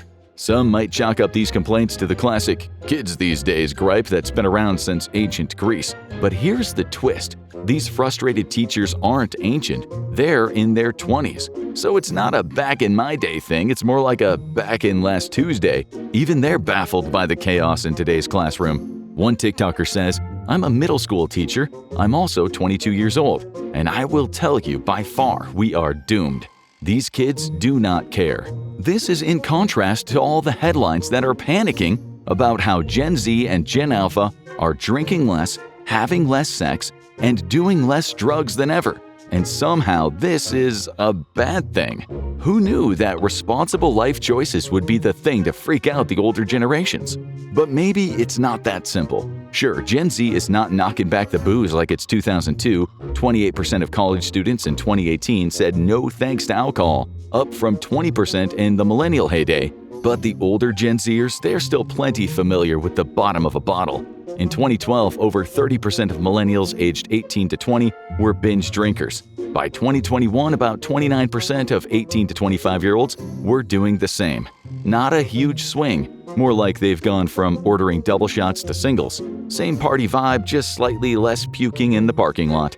The real shift is with the younger Gen Z, where only about 4% of the teens were binge drinking in 2021, down from the wild 15% in 2012. As for Gen Alpha, they're also saying no to alcohol, But that doesn't mean it's all kale smoothies. Turns out they're exploring other options. In 2021, marijuana use among young adults shot up 13%, and hallucinogen use climbed almost 5%. So, it looks like they're just trading vodka for vibes. More harmful drugs are being used as well. Overdose deaths in boys jumped from 1.2 to 2.6 per 100,000 in just 1 year, with girls seeing a similar spike. But if Gen Alpha's got a vice, it's vaping. We finally put cigarettes in the ground, and now we're back to square one with a cloud of toxic fruit-flavored vapor. From 2017 to 2020, young adult vaping tripled. As Gen Alpha steps up, they're just cranking up the vape count. One Gen Zer told BuzzFeed that his 8-year-old brother's classmate brought a vape to school. How is an 8-year-old, a third grader, bringing a nicotine device to school? The Boys and Girls Club of America surveyed 130,000 members of Gen Alpha between the ages of 9 and 18 and found that only 10% have tried cigarettes and only 17% have tried alcohol. The Boys and Girls Club found that while only 10% of Gen Alpha has tried cigarettes and 17% alcohol, a whopping 55% of their substance users are vaping. Weed, 33%, alcohol, 26%. For a generation that's gonna be working into their 70s, vaping is probably not the best long-term hobby. But hey, nothing says bonding like a shared cloud of cotton candy mist. It's a family reunion. The teens are throwing the football around, the uncles are having a burping contest, and Granddad is telling a very inappropriate war story. Fun all around. And 7-year-old Timmy notices none of it. He's glued to his iPad watching his favorite cartoon characters sing the same short song for the 40th time today. What's going on with Gen Alpha and screen time? Parents have always said it'll rot your brain about TV, video games, and what have you, but this time, could it actually be happening? We'll look into the grim future on this episode of The Infographics Show. Why brain rot will doom Gen Alpha. Gen Alpha has a big problem. These kids born after 2010 are starting school, and their behavior is drastically different from other generations. And it's not just teachers that are noticing it. The whole world is talking about it. The oldest are just entering middle school, and the youngest will be entering the school system soon. Teaching these kids is a whole new challenge. They're behind on the basics before they even start. In class, it's a struggle to get them to behave or concentrate, and they are almost dependent on their devices. Their attention span is the worst teachers have ever seen. Moral panic, false alarm, or something more? Gen Alpha is the third generation to come of age in the digital era, but the experience has been different for everyone. Millennials grew up in the age of the home computer, when the internet experience was mostly about browsing websites, playing games, and deleting your browser history before you logged off. Time on the computer was usually limited, and it didn't play a big role in entertainment. Gen Z was the first digital native generation, the first social media generation, and they grew up with devices. But smartphones still weren't too common when they were coming of age. To them, the internet was a tool and a way to socialize. But for Gen Alpha, everything changed. The majority of these kids were raised with a smartphone already in their hands. The focus of the internet had shifted from written material to videos and images, and that meant that they would be watching videos before they could talk or read. There were many warnings about the perils of this, with the WHO actually advising that kids under 5 should spend no more than an hour in front of screens, and kids under 1 shouldn't see them at all. But mom gets busy, dad wants some quiet time, and Junior gets placed in front of the iPad. And now we are seeing the consequences. For one thing, doctors have been studying the effects of screen time on kids for a long time, and they're starting to see problems that haven't shown up in past generations. For one thing, a 2015 study showed that the frequency of nearsightedness had doubled in the United Kingdom in the last half a century, potentially related to heavy use of screens and the tendency to place them close to the face. Eye strain related to close-up use of handheld devices is a common concern, to the point that it's actually been nicknamed computer vision syndrome. Symptoms include dry, irritated eyes, eye strain, fatigue, and headaches. Given that all of this might make it difficult for kids to concentrate on books or read the board, it could be contributing to Gen Alpha's struggle in school. But could the problem be going deeper than just the eyes? In 2019, JAMA Pediatrics investigated whether the early use of screen time could actually alter the brain structure of kids. They took MRI brain scans of kids 3 to 5 and gave them cognitive tests after interviewing their parents on screen time habits. And the results were shocking.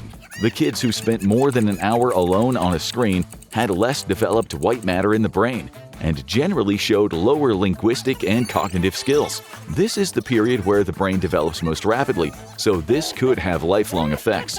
Gen Alpha kids are being set up to fail. Let's be honest, we all had our idiot trends as kids. Millennials were shouting, "Yo quiero Taco Bell," and "What's that?" at each other.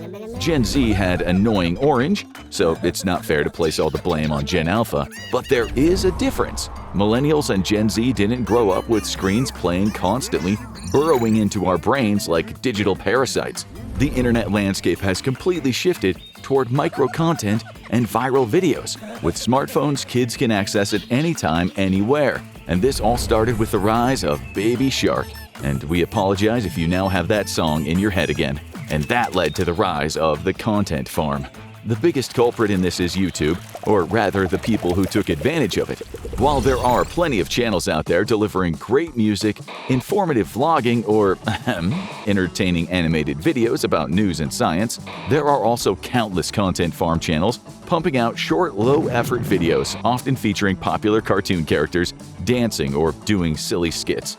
And these videos are designed to be catchy and addictive, intentionally designed to hook kids. And the algorithm keeps feeding them more of the same, locking kids into an endless loop of mind-numbing content for as long as the parents allow them. And that's led to some scary statistics. There is no question that Gen Alpha kids are spending more time on devices compared to Gen Z. It's estimated that 39% of Gen Alpha spends at least 3 hours a day on screens, and 24% spends at least 7 hours. That's the majority of their waking hours. And it doesn't drop when they get older. Part of this isn't their fault. There was something big that happened a few years ago, and suddenly kids stopped going to school for nearly a year or more. They were quickly shifted to remote schooling, spending all day on Zoom. And just like that, everything could be done on screens. And when it was time to shift back, the transition didn't go well. Teachers not only reported significant attention span issues, but serious behavioral problems too. These kids weren't just struggling to focus in class, they were getting into more fights, and not only had trouble mastering the material, but seemed completely uninterested. Many of them came in with strong opinions, some of which have no basis in reality, and they were belligerent when challenged on it. And the culprit once again was the internet. Micro-content is increasingly becoming the favorite way for Gen Alpha not only to be entertained, but to learn. And surprisingly, not everything can be learned in 1 minute. The main culprit is one of the biggest boogeymen at the moment, TikTok. This viral video site has been accused of everything from being digital crack to being Chinese spyware. But its biggest problem might be that you can find everything there, including blatant lies. The site is notorious for hosting influencers who break down complex issues into short, easy-to-digest videos, often claiming to reveal the hidden truth that schools don't want kids to know. There's just one problem. Most of it is fake. After all, remember when Vladimir Putin opened up the oldest vault? If that doesn't make sense to you, you're not alone. But in 2024, a user on Twitter, X, went viral for claiming that the Russian dictator had opened something called the oldest vault, which contained portraits of biblical figures that proved they were all black. The only problem was, this never happened. It was entirely made up, a conspiracy theory spun from debates about the origin of mankind. And before anyone could verify it, it had spread halfway around the world, and teachers are battling to catch up. The rise of short-form content on social media has left teachers struggling to compete and adapt to their students' new attention spans. A quarter of TikTok's users are between the ages of 10 and 19, and an in-house survey showed that most only want to watch videos a minute or less. Some teachers have started to adopt this format, posting fast-paced recaps of lessons on social media. After all, if you can't beat them, join them. This might work for some subjects, but as these kids get older, it'll become increasingly more difficult. And then there's the fact that some people say they can't understand Gen Alpha. Literally, is Gen Alpha talking a different language? Not really. Every generation has its own slang. But something is a little different about Gen Alpha slang. in that it often doesn't seem to have identifiable roots. It's been described as nonsense words, coined online seemingly out of nowhere and spreading super fast. Why is goblin mode used to mean rejecting social norms? How does throw it get turned into yeet? And as these phrases break containment, more and more older people are getting incredibly confused. And there is one phenomenon that might sum up all of these issues. If the term skibbity toilet fills you with confusion, you're probably not alone, and you're probably not 12. A bizarre viral video involving ugly man heads sticking out of toilets and singing in nonsense words went mega viral when posted by YouTube creator Defuck Boom. First posted in 2023, it's now spawned hundreds of videos depicting humanity's war against these bizarre toilet creatures, with each video typically getting tens of millions of views and still coming off as completely Greek to the average adult. So, what does skibbity mean? No one really knows. Unlike the other slang terms, it doesn't seem to have a fixed meaning. A Gen Alpha fan might say, "That's so skibbity," and it can mean something's cool, or something's crazy, or something is bad depending on the context. Good luck guessing. Gen Alpha slang culture, lack of attention span, and lack of traditional socialization has led many teachers to quit, and it's caused a bit of panic among adults. Millennials are typically the parents of Gen Alpha kids. Are they raising a group of ill-mannered internet addicts with brain rot? Gen Alpha doesn't think so. Gen Alpha is the first to admit that they're a digital generation, but teen influencers say it's opened them to experiences no one else has had. They say that being able to get the news from alternative sources allows them to cut through mainstream media bias. They defend short-form content as a way to learn a little about a lot, and they say that the internet has allowed them to be creative in ways no one else had the opportunity to. A perfect example is the website Roblox, which over half of American kids under 16 belong to. This gaming site offers children the chance to code their first video games in a safe and affordable environment. But many of the things they think are positives are a double-edged sword. Gen Alpha is more open online than any generation before them, continuing a trend that started with Gen Z. Many of them are discovering their gender identities at an earlier age, or realizing that they may be on the autism spectrum, often thanks to influencers sharing similar experiences. But this has also led many to overshare online and reveal a lot of information about them. The term stranger danger has no meaning to these kids, and parents struggle to regulate their online behavior. But there are some signs that things are changing. Gen Alpha social media has largely been influenced by Gen Z influencers, and phenomena like book talk have made many of them interested in reading again. This generation is just developing its interests, and it's impossible to predict a generation's long-form trajectory just from their online behavior. But one thing is for sure, these kids are being influenced by the digital world in ways no other age group ever was, and it is not possible to know how this will play out long-term yet. For the first time, these kids aren't solely being raised by their parents and schools. There's a third parent in the room, the algorithm. Unlike the internet of millennials and even Gen Z, most of the sites Gen Alpha frequents are driven by algorithms that adapt to their interests, encouraging them further and further down the same rabbit holes. That can make it harder to redirect kids, and these are the kids who spent their formative years during the pandemic, and that kind of disruption is hard to overcome. And so the traditional 40-minute school period is becoming more and more of a challenge, which is why some teachers are being proactive. They can't undo Gen Alpha brain rot on their own, but they can work around it. More and more teachers are adapting their lessons, breaking them up into short lectures and short work periods, keeping things fresh and not letting the kids get bored. If Gen Alpha's brains have been rewired, then the educators of the world will simply have to find a way to work with that and reinvent learning. Of course, there is another option, but the kids won't like it. Schools around the country have been considering cell phone bans during school hours, including in districts in New York, which are looking to bring back a ban that was lifted in 2015. This will essentially be a daily digital detox, allowing the kids' brains to hopefully reset and give them no choice but to focus on what the teacher is saying. And to say the reaction from Gen Alpha has been negative would be putting it very lightly. It's 8 years in the future, and Gen Alpha's oldest are clocking in for their jobs. They sit down behind their computer and look at you totally confused when you ask them to find a file on the C drive.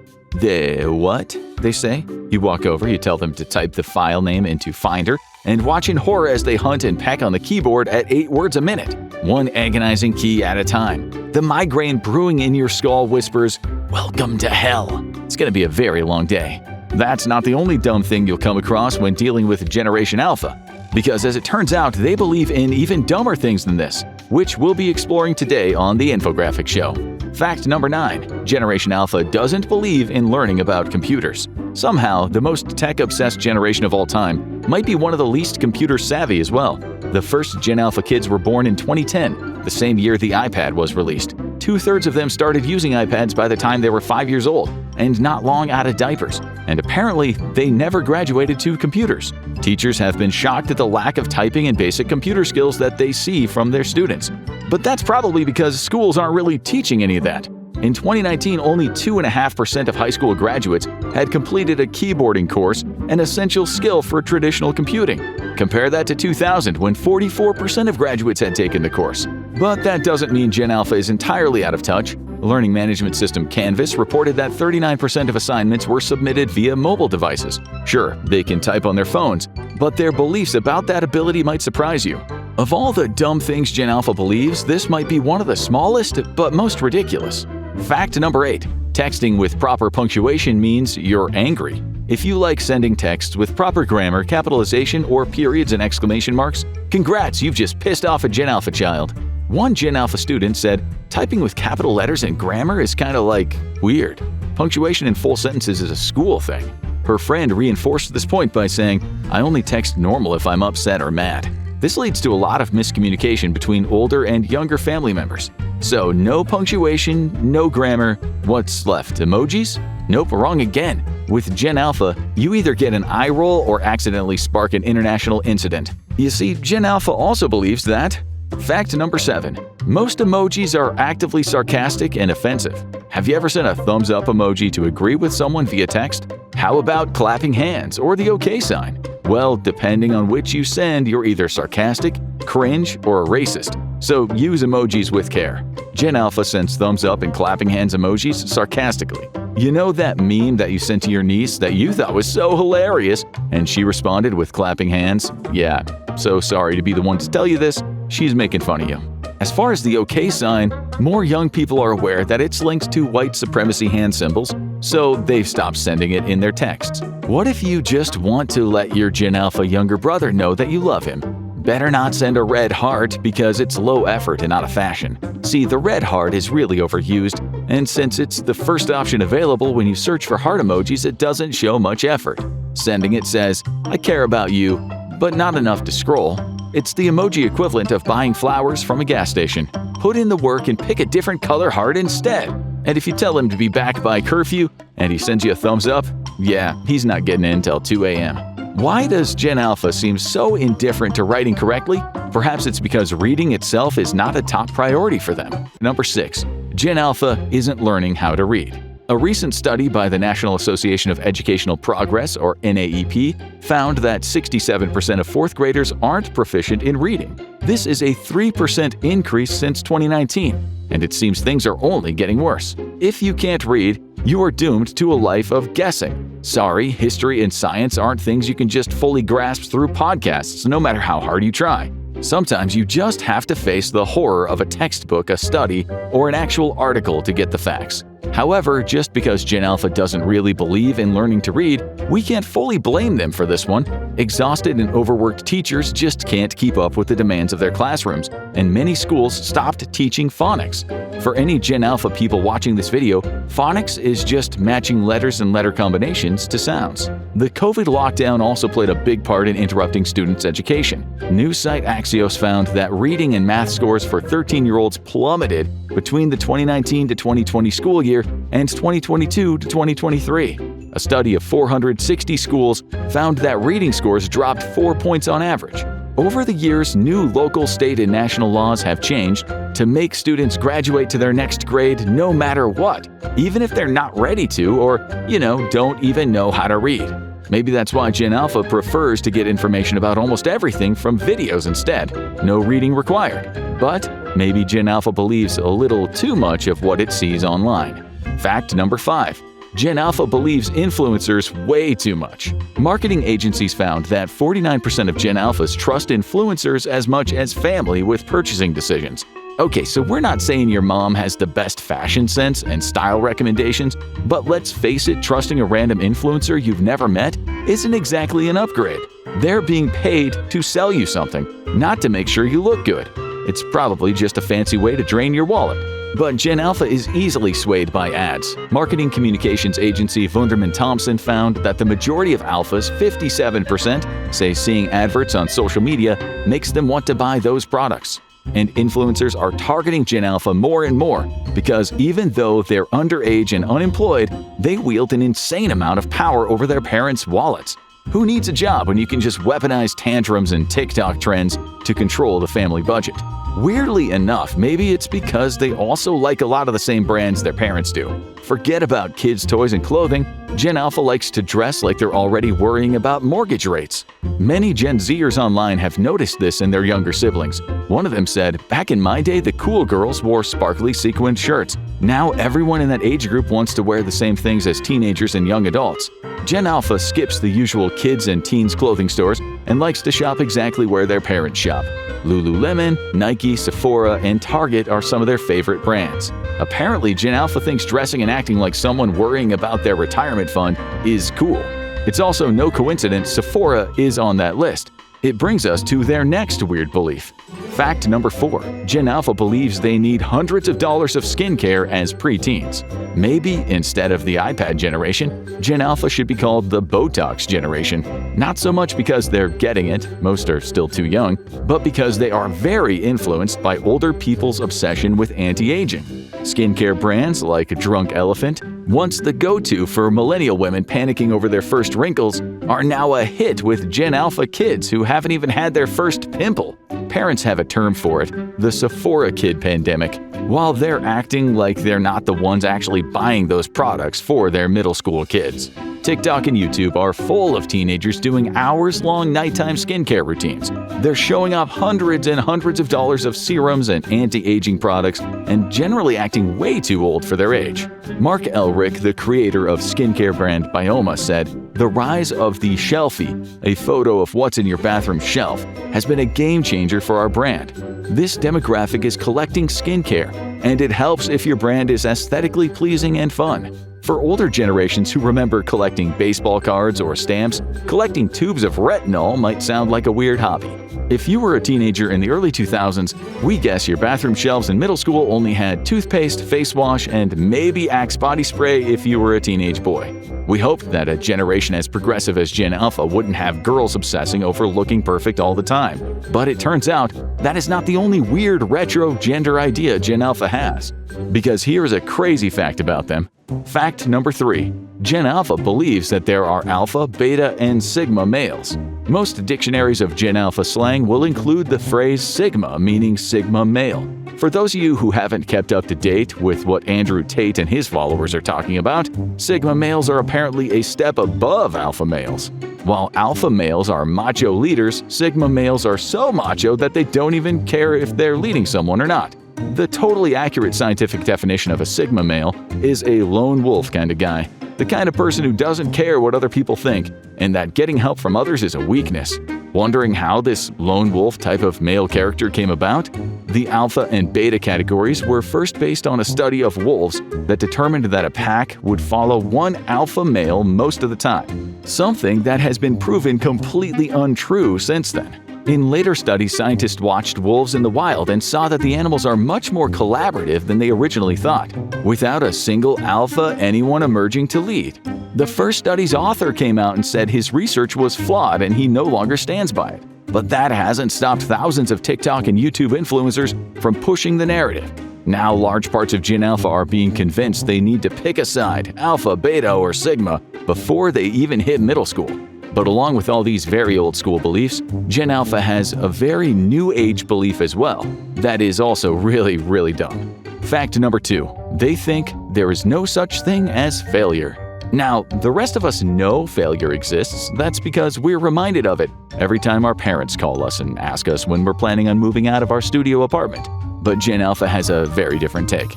One 6th grade math teacher was worried about her kids. They just don't care about academics. They don't care if they're failing. They want to be constantly entertained, and I have some students that struggle to work independently. Obviously, being able to rebound from failure is a good skill to learn.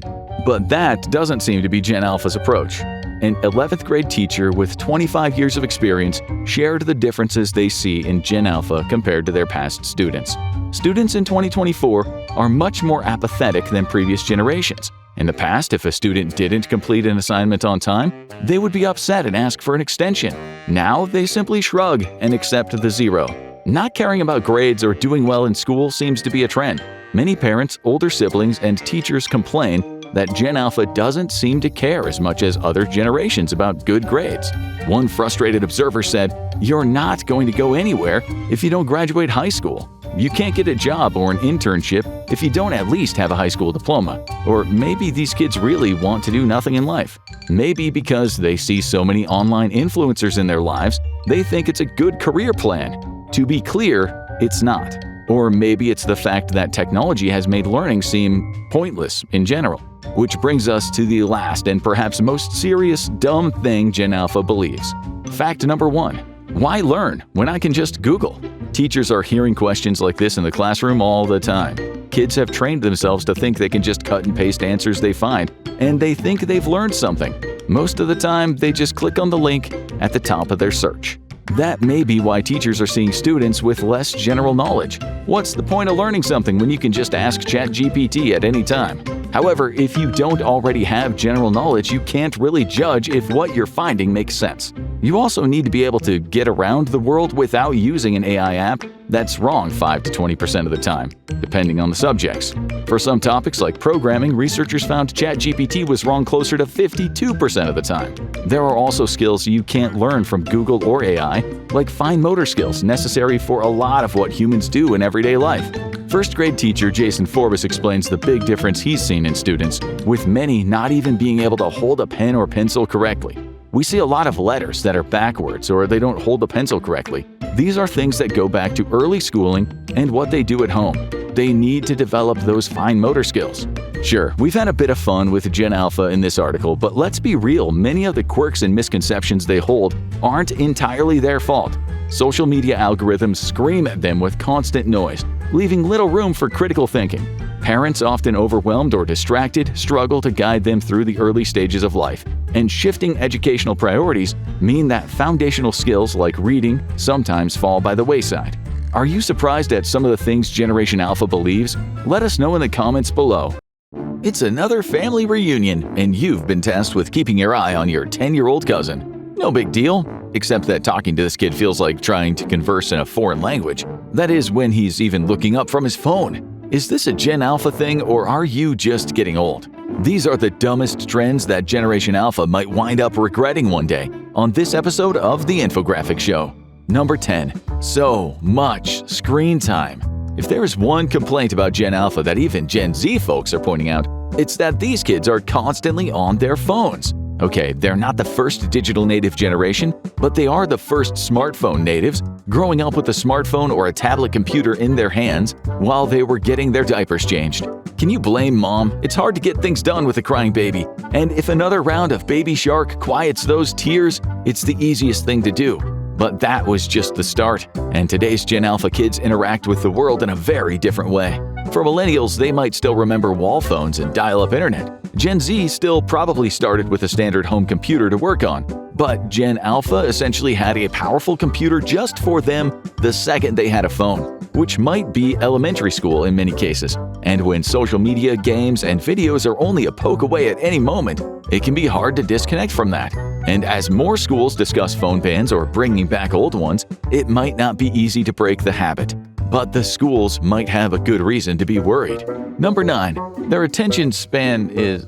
Wait, what? It's easy to get bored when there are alternatives. We've all been watching that one TV show that went on forever. But with Gen Alpha, attention spans have reportedly gone down the tubes, decreasing massively and leaving content providers thinking not in minutes but in seconds. The most popular viral videos among Gen Alpha kids are often short, fast-paced, and gimmicky musical segments. Think Baby Shark but with a warped sense of humor. And that has led YouTube providers, streamers, and others to try to tailor their content to the new kids. But that might be a big problem for schools. According to the American Psychological Association, the average attention span has slowly decreased from 2.5 minutes to only 47 seconds from 2004 to the present day. That has not made it easy to teach complex concepts like long division. It's called long for a reason, people. Teachers have reported major problems keeping the current generation of elementary and middle school kids focused on their assignment. The shift back to in-person education after a year of remote learning during COVID in some cases has only made this trickier, which leads some people to ask, don't these kids know how to behave? Number 8. Yakety yak, don't talk back. It's not just that kids are having trouble learning, it's that they're reportedly very resistant to teacher instructions. There have been school rebellions over cell phone bans, and students frequently walk out of class in organized protests. And millennial parents of Gen Alpha kids report that this isn't limited to schools. Their kids talk back to them, challenge their opinions, and even publicly post about how backwards their boomer parents are, to which their parents will say, "Hey, I'm a millennial." But the problem is they're not fully raising them anymore. This is the first generation raised on social media. In the past, when a kid had a disagreement with mom and dad, they would either sulk in their room or maybe hope someone on the Neopets message board agreed with them. Now they can go on Reddit and get thousands of people validating them in only a few minutes. Some parents of Gen Alpha are defending their kids, saying that it's good they don't accept anything on face value. But others are wondering, if this is how they talk to their parents and teachers, how are they going to talk to their first boss or a police officer who pulls them over? And if they are not listening, they might not learn some essential things. Number 7.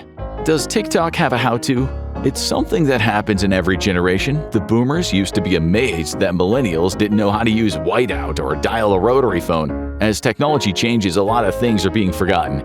That's just the way of the world. But Gen Alpha might be different. They seem to have no interest in a lot of things that are still alive and well, but might not be for long. A good example is the post office, which seems to many of them to be a relic of a simpler time when you couldn't just text your thoughts to the person next to you. But then those things might not be there when they're needed.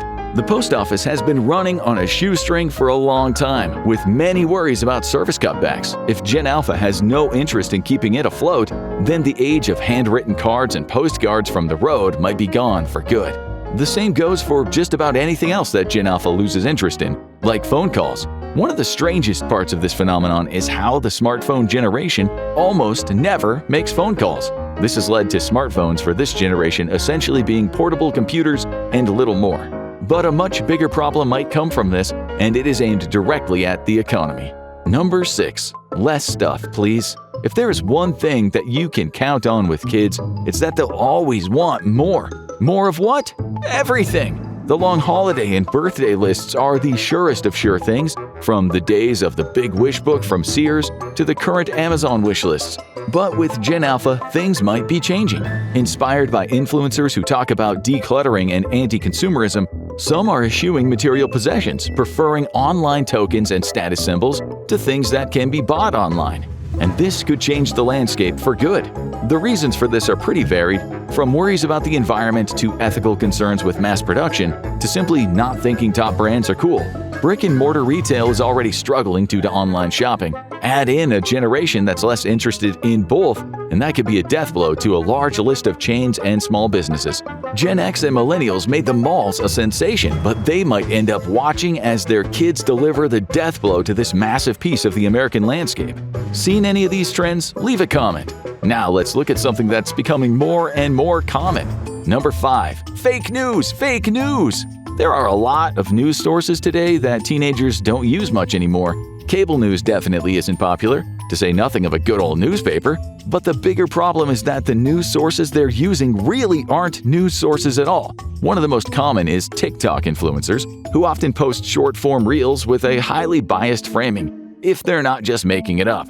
That's where a popular meme about Vladimir Putin opening an ancient vault proving all biblical figures were black came from. The site has also been used to spread misinformation during more serious crises, like the recent hurricanes. But at least that's based on something, unlike another source. Gen Alpha has been growing up with AI as an option, and many are falling back on ChatGPT to answer their questions. The problem is, ChatGPT is little more than a content aggregator, unable to tell fact from fiction. This means that they can easily get inaccurate or even dangerous information. Many of them are printing out these responses and then handing them in as school assignments. Teachers are tired of having to be plagiarism checkers, but they're even more worried about these kids growing up without learning how to detect BS. And they're taking that lack of fact-checking online. Number 4. You posted what? If there is one rule that parents used to instill in their kids, it's to be careful what you post online. And the stakes are higher than ever. When millennials were getting their bearings on the internet, they were mostly posting to private message boards and communities. Now most posts are made on public social media sites with millions or even billions of posters. That means that unhinged people from all around the world can see what a kid posts. And of course, they'll react with all the calm and decorum an older person should have. But the consequences of a loose social media style can be far worse than just a troll visit. Gen Alpha seems to have a serious problem with online filters, to the point that many have gotten into major social media trouble. Some make posts bashing their school or fellow students and find themselves suspended. Others make the very poor decision of discussing committing a crime and then wind up with a visit from the police or the FBI. And even if they don't make a life-risking mistake, odds are high that some of their politically radicalized posts will wind up being read back to them in a job interview in 10 years. And that's if they don't wind up in far more risk now. Number 3. Stranger danger. One of the most memorable features of an 80s or 90s childhood was being warned about the dangers that lurk around every corner. Never take candy from a stranger. Never get into a stranger's car. Always seek out a trusted authority figure if you get lost. Watch out for quicksand. But that was before some kids were interacting with thousands of adults on Twitter before they were even in middle school. That makes it incredibly easy to give away personal information on a daily basis, giving bad people an opportunity to take advantage of kids. And this isn't just something that happens by accident. Some of Gen Alpha enforces it. It's become increasingly popular for kids to feel like they should be posting personal things about them up front to find like-minded people. This can include their age, their race, their pronouns, and their political views and interests, all posted prominently on their user profile. This has led to popular sites like Roblox becoming unsafe for kids, as sinister figures are looking to scam kids or lure them into unsafe situations. It's easy to set up accounts and browse for marks. In this case, kids sharing isn't caring. So talk to Gen Alpha kids, if you can understand them. Number 2. Say what? Every generation has its own slang, and every generation hates the next generation's slang.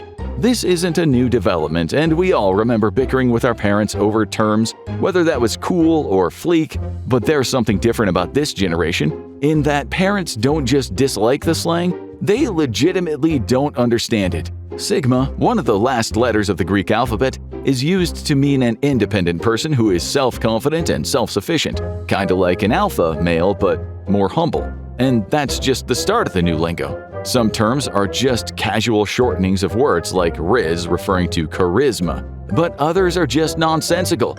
How did "that's so Ohio" come to mean something weird and dumb? Did anyone ask Ohio about this? A lot of the lingo has been called mean-spirited, suited for bullying, that people might not even fully understand. It's been reminiscent of classical coded language like Pig Latin, but used much more widely, which raises one question. If someone doesn't understand what the kids are saying, will they even bother to try, or just stop interacting with them? But there is one term that's even more puzzling, and it relates to the most cringe-worthy Gen Alpha trend. Number 1. What's the skibbity? The most puzzling Gen Alpha slang, skibbity, means good, or bad, or mediocre, or whatever the person is using it to mean, really. And it tops the list of slang banned by frustrated teachers. But this bizarre word goes far beyond lingo, into the sensation that's sweeping the generation. Skibbity Toilet is a bizarre series of viral videos where ugly heads stick themselves out of toilets, singing in nonsensical words and riding around terrorizing people. It went viral to the point of tens of millions of hits. But how big can it possibly be? What started as a 15-second clip of singing toilets has evolved into a bizarre ongoing saga of a futuristic war between toilet heads and other humanoids. Most are only a few minutes at most, and are streamed endlessly by kids who seem to understand them in a way that is baffling to most older people. A movie is in development, which means adults might just have to understand it a little better soon. But if you ask a kid why they like it so much, they're likely to just say, "You're so skibbity."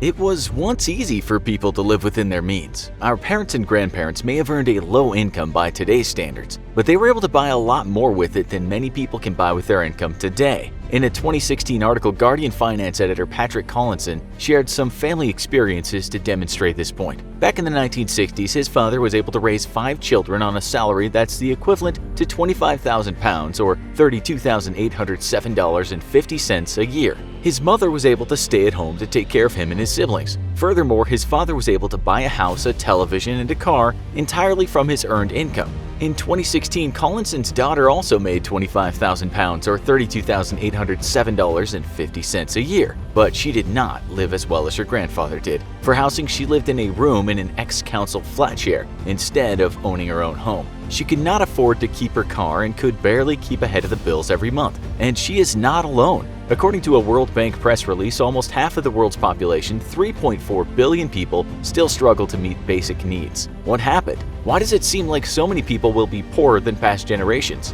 Like Collinson's daughter, many people around the world are paying higher cost of living expenses than past generations. Take housing as an example. Collinson notes that the cost of homes in the area of London where his father bought his house has gone through the roof. He observes that houses in Rise Park, Romford now sell for £400,000 to £450,000, or nearly 200 times the £2,400 my father paid for when his home was built in 1956. Collinson's daughter would not be able to afford to buy a home that expensive on her meager salary. In Collinson's words, it would be an unimaginable prospect for her to make a down payment on a house because it would require her to find £40,000 to £50,000 or twice her gross annual pay. In contrast, her grandfather had to pay a 10% deposit or £240, equal to a fifth of his annual wage, when he purchased his home in the 1960s. Another country where housing prices have sharply increased over the years is Australia. Macquarie University researchers Peter Abelson and Demi Chung conducted a study of housing prices in Australia from 1970 to 2003. In 1970, the annual median house price in Perth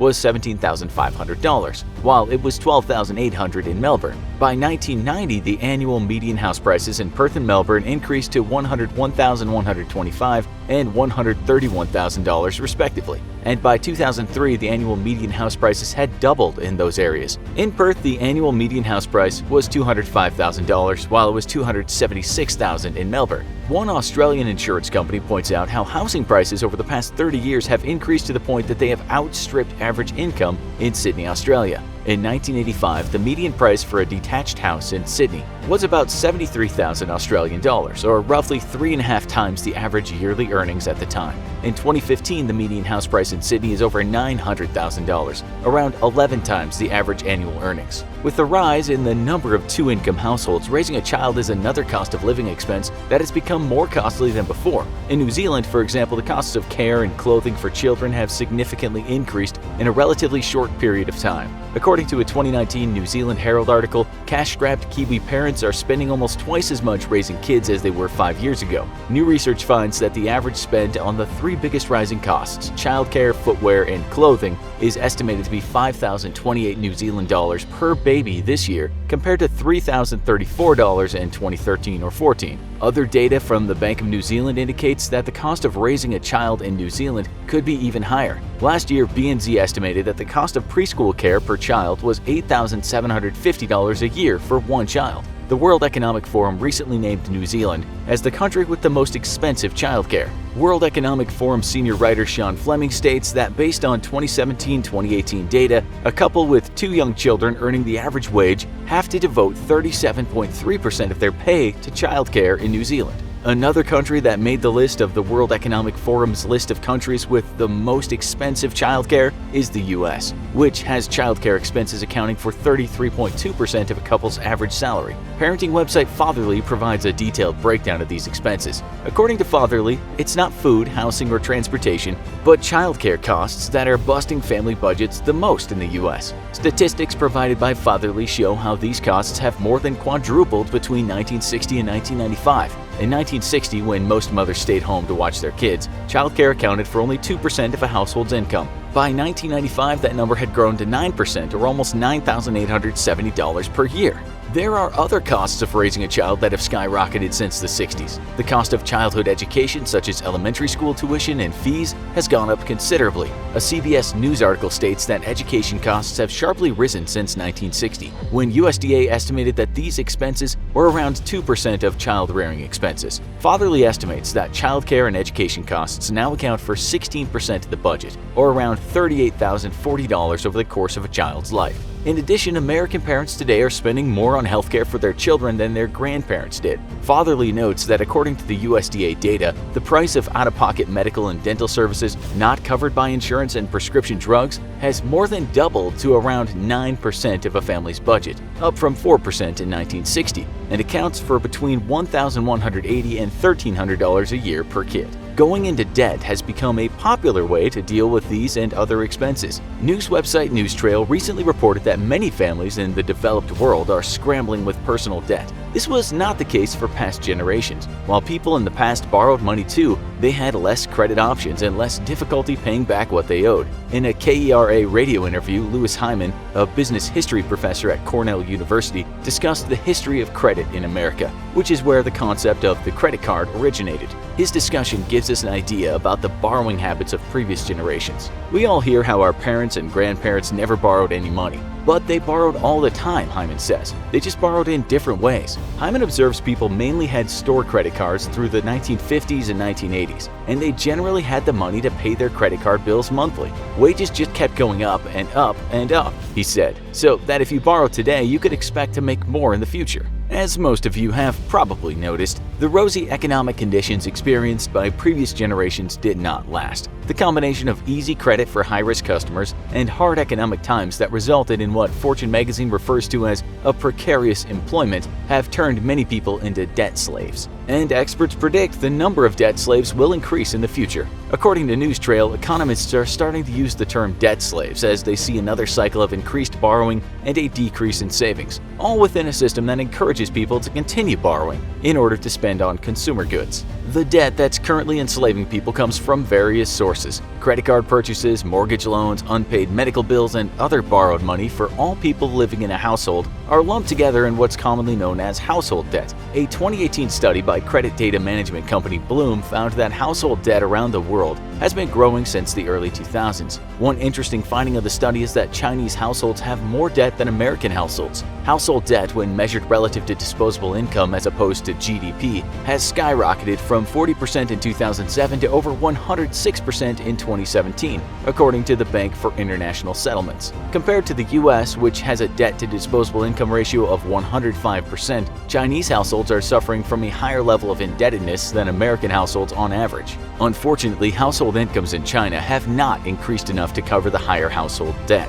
While Chinese households have been on the receiving end of rapid income growth for the past decades, incomes still haven't kept pace with the debts, as household income has grown on average 12% a year, while household debt has grown on average 23% a year. As such, household debt growth has far outpaced household income growth. Another country that has more household debt than the US is Canada. The study describes Canada's debt to disposable personal income ratio of 170% as the highest in the global north. While US households are struggling with a combination of auto loans, student loans, and revolving credit as well as mortgage debt, the study found that household debt in Canada has been mostly driven by homeownership growth and a mortgage boom.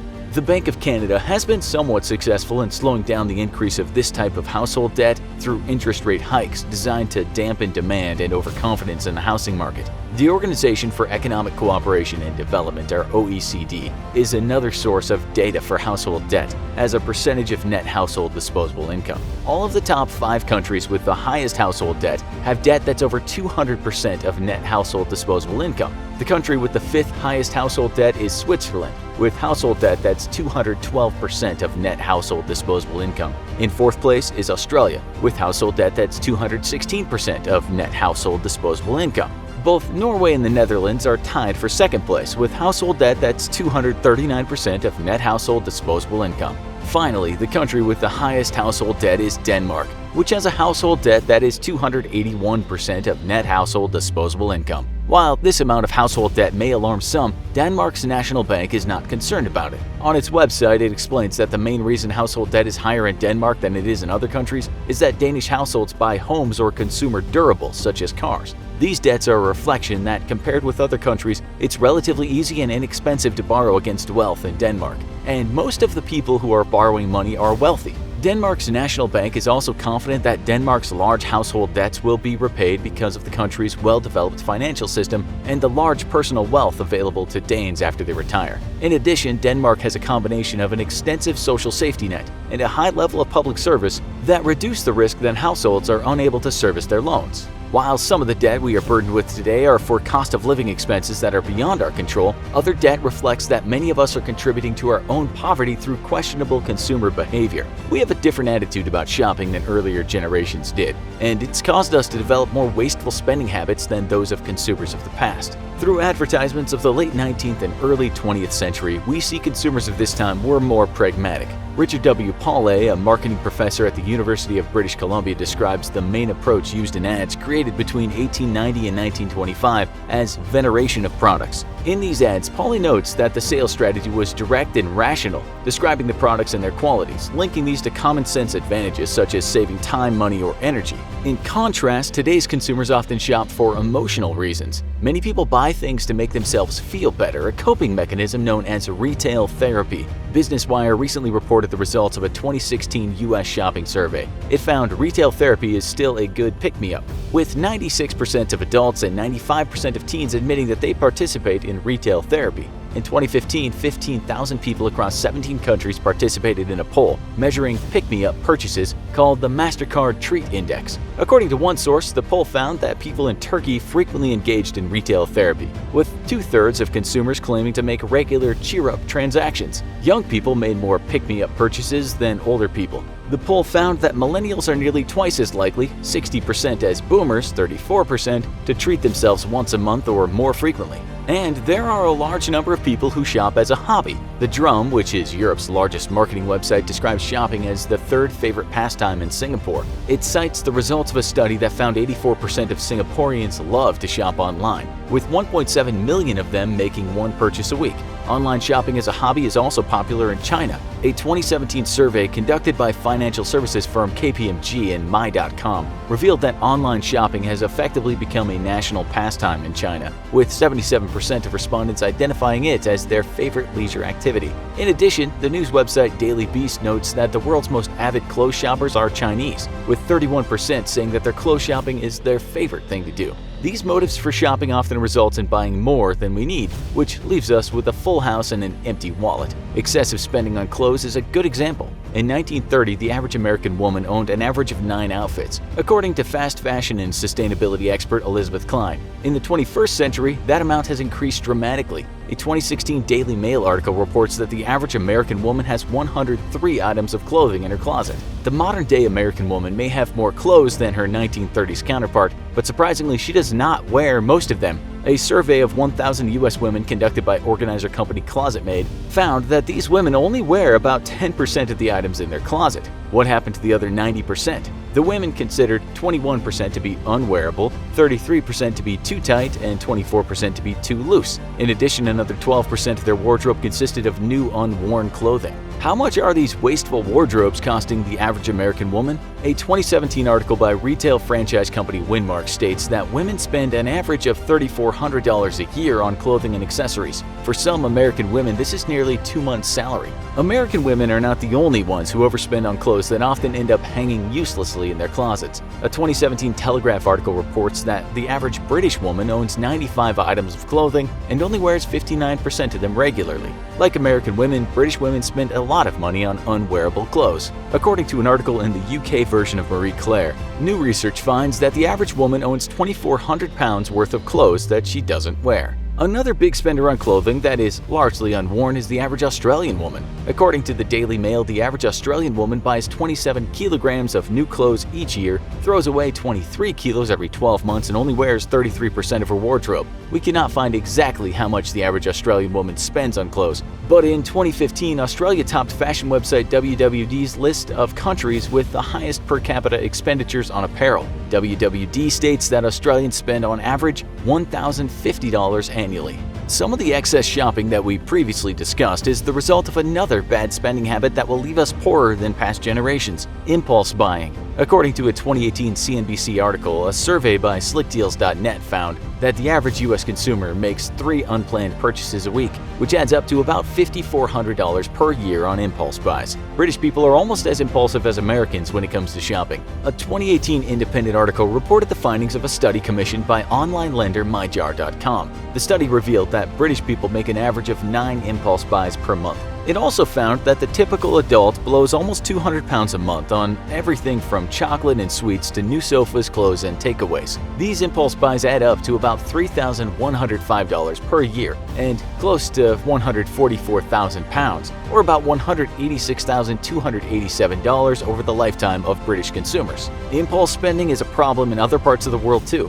Nielsen's 2013 global survey of consumer shopping behavior revealed that many online respondents in the Asia-Pacific and Middle East or Africa areas are impulse buyers and adopters of new products. When presented with the statement, "I often buy things I do not need impulsively," 52% of respondents in Thailand somewhat or strongly agreed with the statement, while the percentage of those somewhat or strongly agreeing with the statement in India and China were 48 and 44% respectively. Egypt and Saudi Arabia had the same percentage of respondents, 42. Now, there's a new social trend that's causing young people to go deeper into debt: social media consumerism. Financial website The Ascent explains how social media increases spending. The biggest reason social media encourages you to spend money is an age-old concept taken to the 21st century extreme: peer pressure, previously known as keeping up with the Joneses, and now referred to as FOMO, fear of missing out. With social media, you get a constant view of the best parts of other people's lives. You see the meals at fancy restaurants, the designer clothes, and the luxurious vacations. And if you follow any celebrities or influencers, you'll see those types of posts all the time. It's natural to feel a bit jealous and to want the same for yourself. You may laugh at the reasoning behind social media consumerism, but the overspending that results from it is becoming a serious problem. The Ascent cites a study by Alliance Life that found 61% of millennials say they've had feelings of inadequacy about their lives because of what they saw on social media, and 57% said that social media caused them to spend money due to a fear of missing out. It also adds that Credit Karma found that 39% of millennials had even gone into debt just to keep up with their friends. In a recent article, CNBC also explores the financial toll social media is having on millennials. It discusses the finding of Schwab's 2019 Modern Wealth Survey. According to this survey, just under half, or 49% of millennials aged 23 to 38, say social media influenced them to spend money on experiences. The survey also found that 48% say they've overspent when sharing experiences with friends, whether it's dining out or going on a group vacation. However, while millennials may be eager to share their experiences of the good life on social media, they tend to hide the financial problems caused by them. According to a Forbes article, out of the 40% of people who went into debt for their social lives,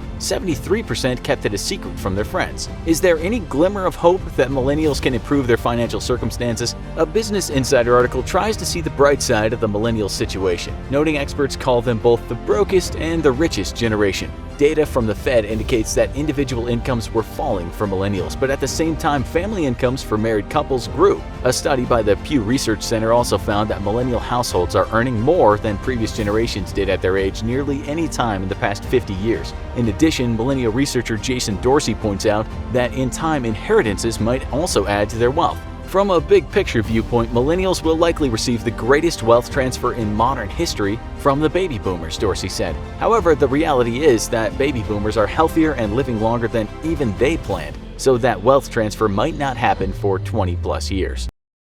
You kids and your TikToks. When I was your age, we were working in the mines. Grandpa grumbles between mouthfuls of mashed potatoes. Okay, boomer. Your 12-year-old cousin fires back, eyes glued to his iPhone. Skippity toilet. And there you are frantically scrolling through job listings trying to find a side hustle to cover, well, living.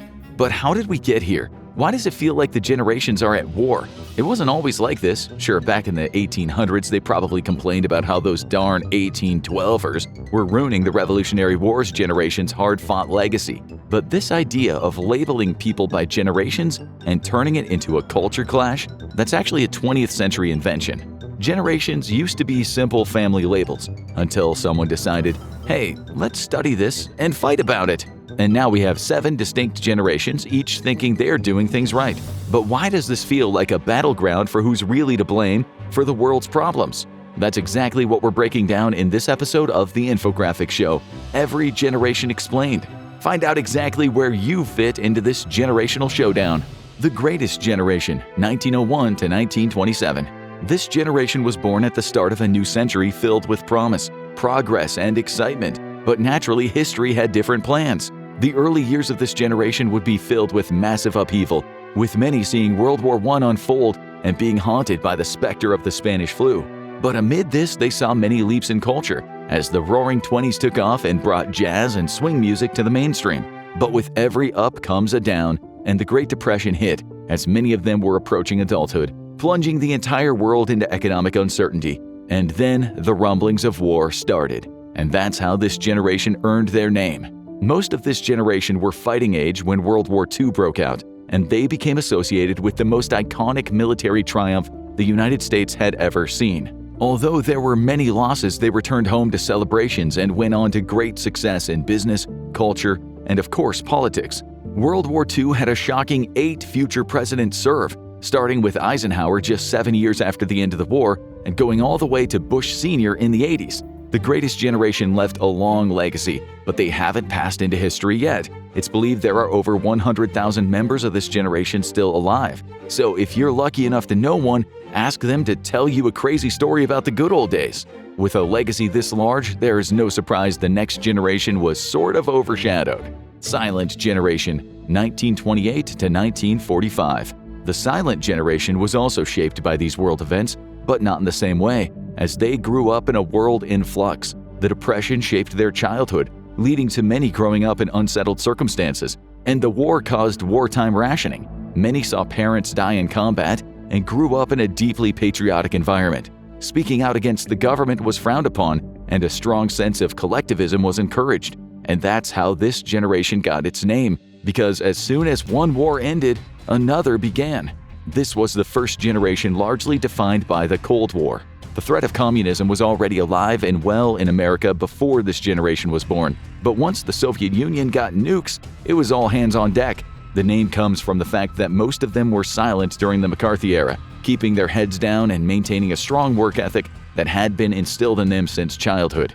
That kind of low-key behavior leads to them often being forgotten as a key generation, and they almost didn't produce a president at all until Joe Biden, the oldest president ever elected and a one-termer by choice, which is kind of fitting because this generation always knew when to welcome the next one to the stage. That's right, it's boom time.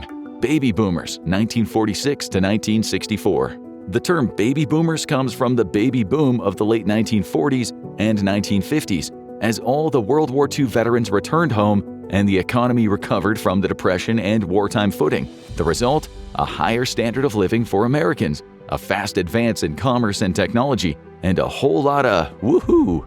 And soon the babies started coming, resulting in a massive generation of over 76 million Americans alone, making them the largest generation. And they grew up in a world that saw progress come fast.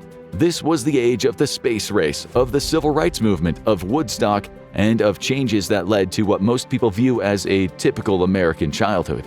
But it was also an age of uncertainty and terror. If the words duck and cover cause you to dive under the nearest table, you might just be a baby boomer. This was the era when nuclear annihilation was the clearest and most present threat, as events like the Cuban Missile Crisis brought the world to the brink. Thus, baby boomers were raised to be cautious and deeply patriotic. But this was also the era of the Vietnam draft and the massive anti-war movement that followed, something that continues in how they impact politics to this day. They've had 4 presidents: Clinton, Bush Jr., Obama, and Trump. They have a reputation for leaning conservative, and their easier road in the economy and employment rankles the younger generations. But they're as ideologically diverse as the other generations, and as they reach retirement age by the millions each year, they show no signs of their influence waning. With the boomers casting such a long shadow, is it any surprise the next generation is a little more zen? Generation X, 1965 to 1980. Known as the slacker generation by many of the older generations, Generation X largely escaped one major trial by fire, a major war that swept them up. While the baby boomers largely fought in Vietnam, this generation saw the latter days of the Cold War as tensions started to slowly ease. The most significant war of this period, the Gulf War, was a limited conflict that didn't involve a draft, and that led to them becoming far more involved in domestic affairs and far more willing to question the powers that be. This was the era where LGBT rights became a key issue and when the AIDS epidemic swept the world. And while the world might not have been in as much danger of immediate annihilation, change was going to come fast, and much of that cultural shift would be on the TV. Today, Generation X is the most associated with not what they did, but with what they watched and listened to. This is the era that MTV came on the air, and the beginnings of the grunge movement stepped into the stage. It also saw a disturbing rise in kidnappings and the rise of the satanic panic, as fears shifted to the home front and parents became more protective of their kids, spelling an end to the age of free-range childhood and the beginning of helicopter parenting. Much like the silent generation, this generation is often seen as overshadowed by the one sandwiching it, and it has never had a president even as its older members approach 60. Now it's time to shift to the kids. Wait, they're how old now? Millennials, 1981 to 1996. Coming of age as the Cold War breathed its last and a new era began, the millennials are associated with one thing more than any other: technology. This generation experienced a lot of whiplash in their early years, growing up in the era of Toys R Us and wall phones as kids, seeing the internet born as they grew up, and entering a new digital landscape as they hit high school or college. For the millennials, especially those who saw the calendar roll over to 2000 as they approached adulthood, the world seemed full of promise and excitement. Surely it was all uphill from here. But just like the greatest generation, history had its way of throwing a spanner in the works. As soon as the new millennium rolled over, chaos seemed to ensue. A near-tied presidential election with a controversial resolution led many millennials to become dissatisfied with politics. The 9/11 attacks in New York and Washington kicked off a global war on terror. And while there was no draft like in previous generations, it cast a pall over young adulthood for many. Then the 2008 financial crisis upended many millennials' career plans. This has set them back in many ways, with many living at home with their parents long after previous generations and struggling to find long-term employment. This has also led to this generation becoming highly liberal, with many of the generation's young politicians being iconoclasts, like Alexandria Ocasio-Cortez. But while millennials are often used as shorthand for young people, here's a scary statistic. The older millennials are now over 40, which means some of them are already grandparents. Which means it's time for someone else to say, "Okay, millennial." Generation Z, 1997 to 2010. If millennials got a crash course in technology as they grew up, Gen Z are digital natives, with almost all of them growing up with the internet being a part of everyday life. They likely got cell phones at a relatively young age, and those quickly changed to smartphones, essentially giving them a computer in their pocket all the time. When the boomers talk about kids these days will never understand, they mean this generation. The majority of Gen Z has never likely worked on a typewriter, used whiteout, or scanned a newspaper for movie listings. To which they would answer, "Why would we need to?" But if you think that means that they've checked out of reality, think again. One thing has been clear about this generation as they get older, and it's that they are highly engaged in politics and social issues, with the internet being key in increasing their awareness. They've played a key role in the anti-war, gun control, and anti-climate change movements, but often prefer confrontational protest movements to voting and organizing in the traditional way. This has caused no shortage of headaches for older generations, but progress usually only goes one way, and it's still uncertain how they're going to impact politics around the world as they get older. Which raises the question, what is the next generation going to look like? Gen Alpha, 2011 to ? How do you judge a generation that's just barely started? Well, if you ask most older people, they have no problem. Much like Gen Z were digital natives, Gen Alpha are smartphone natives, which means they've never known a world without the constant stream of information at their fingertips. This has led to worries from teachers about them having trouble with reading and attention span. as they're just so used to getting their information from short-form video like TikTok, and they're growing up just as AI becomes a massive concern. But like with every generation, there is another side to that. Even more so than Gen Z, Gen Alpha is highly engaged in activism and passionate about justice. They're also the most tech-savvy generation ever, not just playing it but creating it. More than half of American kids under 16 are members of Roblox, a site that allows them to code games. But they're growing up in a world that's more unsettled than it has been since the Cold War, and many older people are worried about these kids getting radicalized in both directions. And as they enter high school and college, we'll see how they start influencing the world. Which is to say, we should expect some more dinner table arguments. Want to learn more about one of the biggest Gen Alpha obsessions? Check out Skibbity Toilet Explained, or watch this video instead.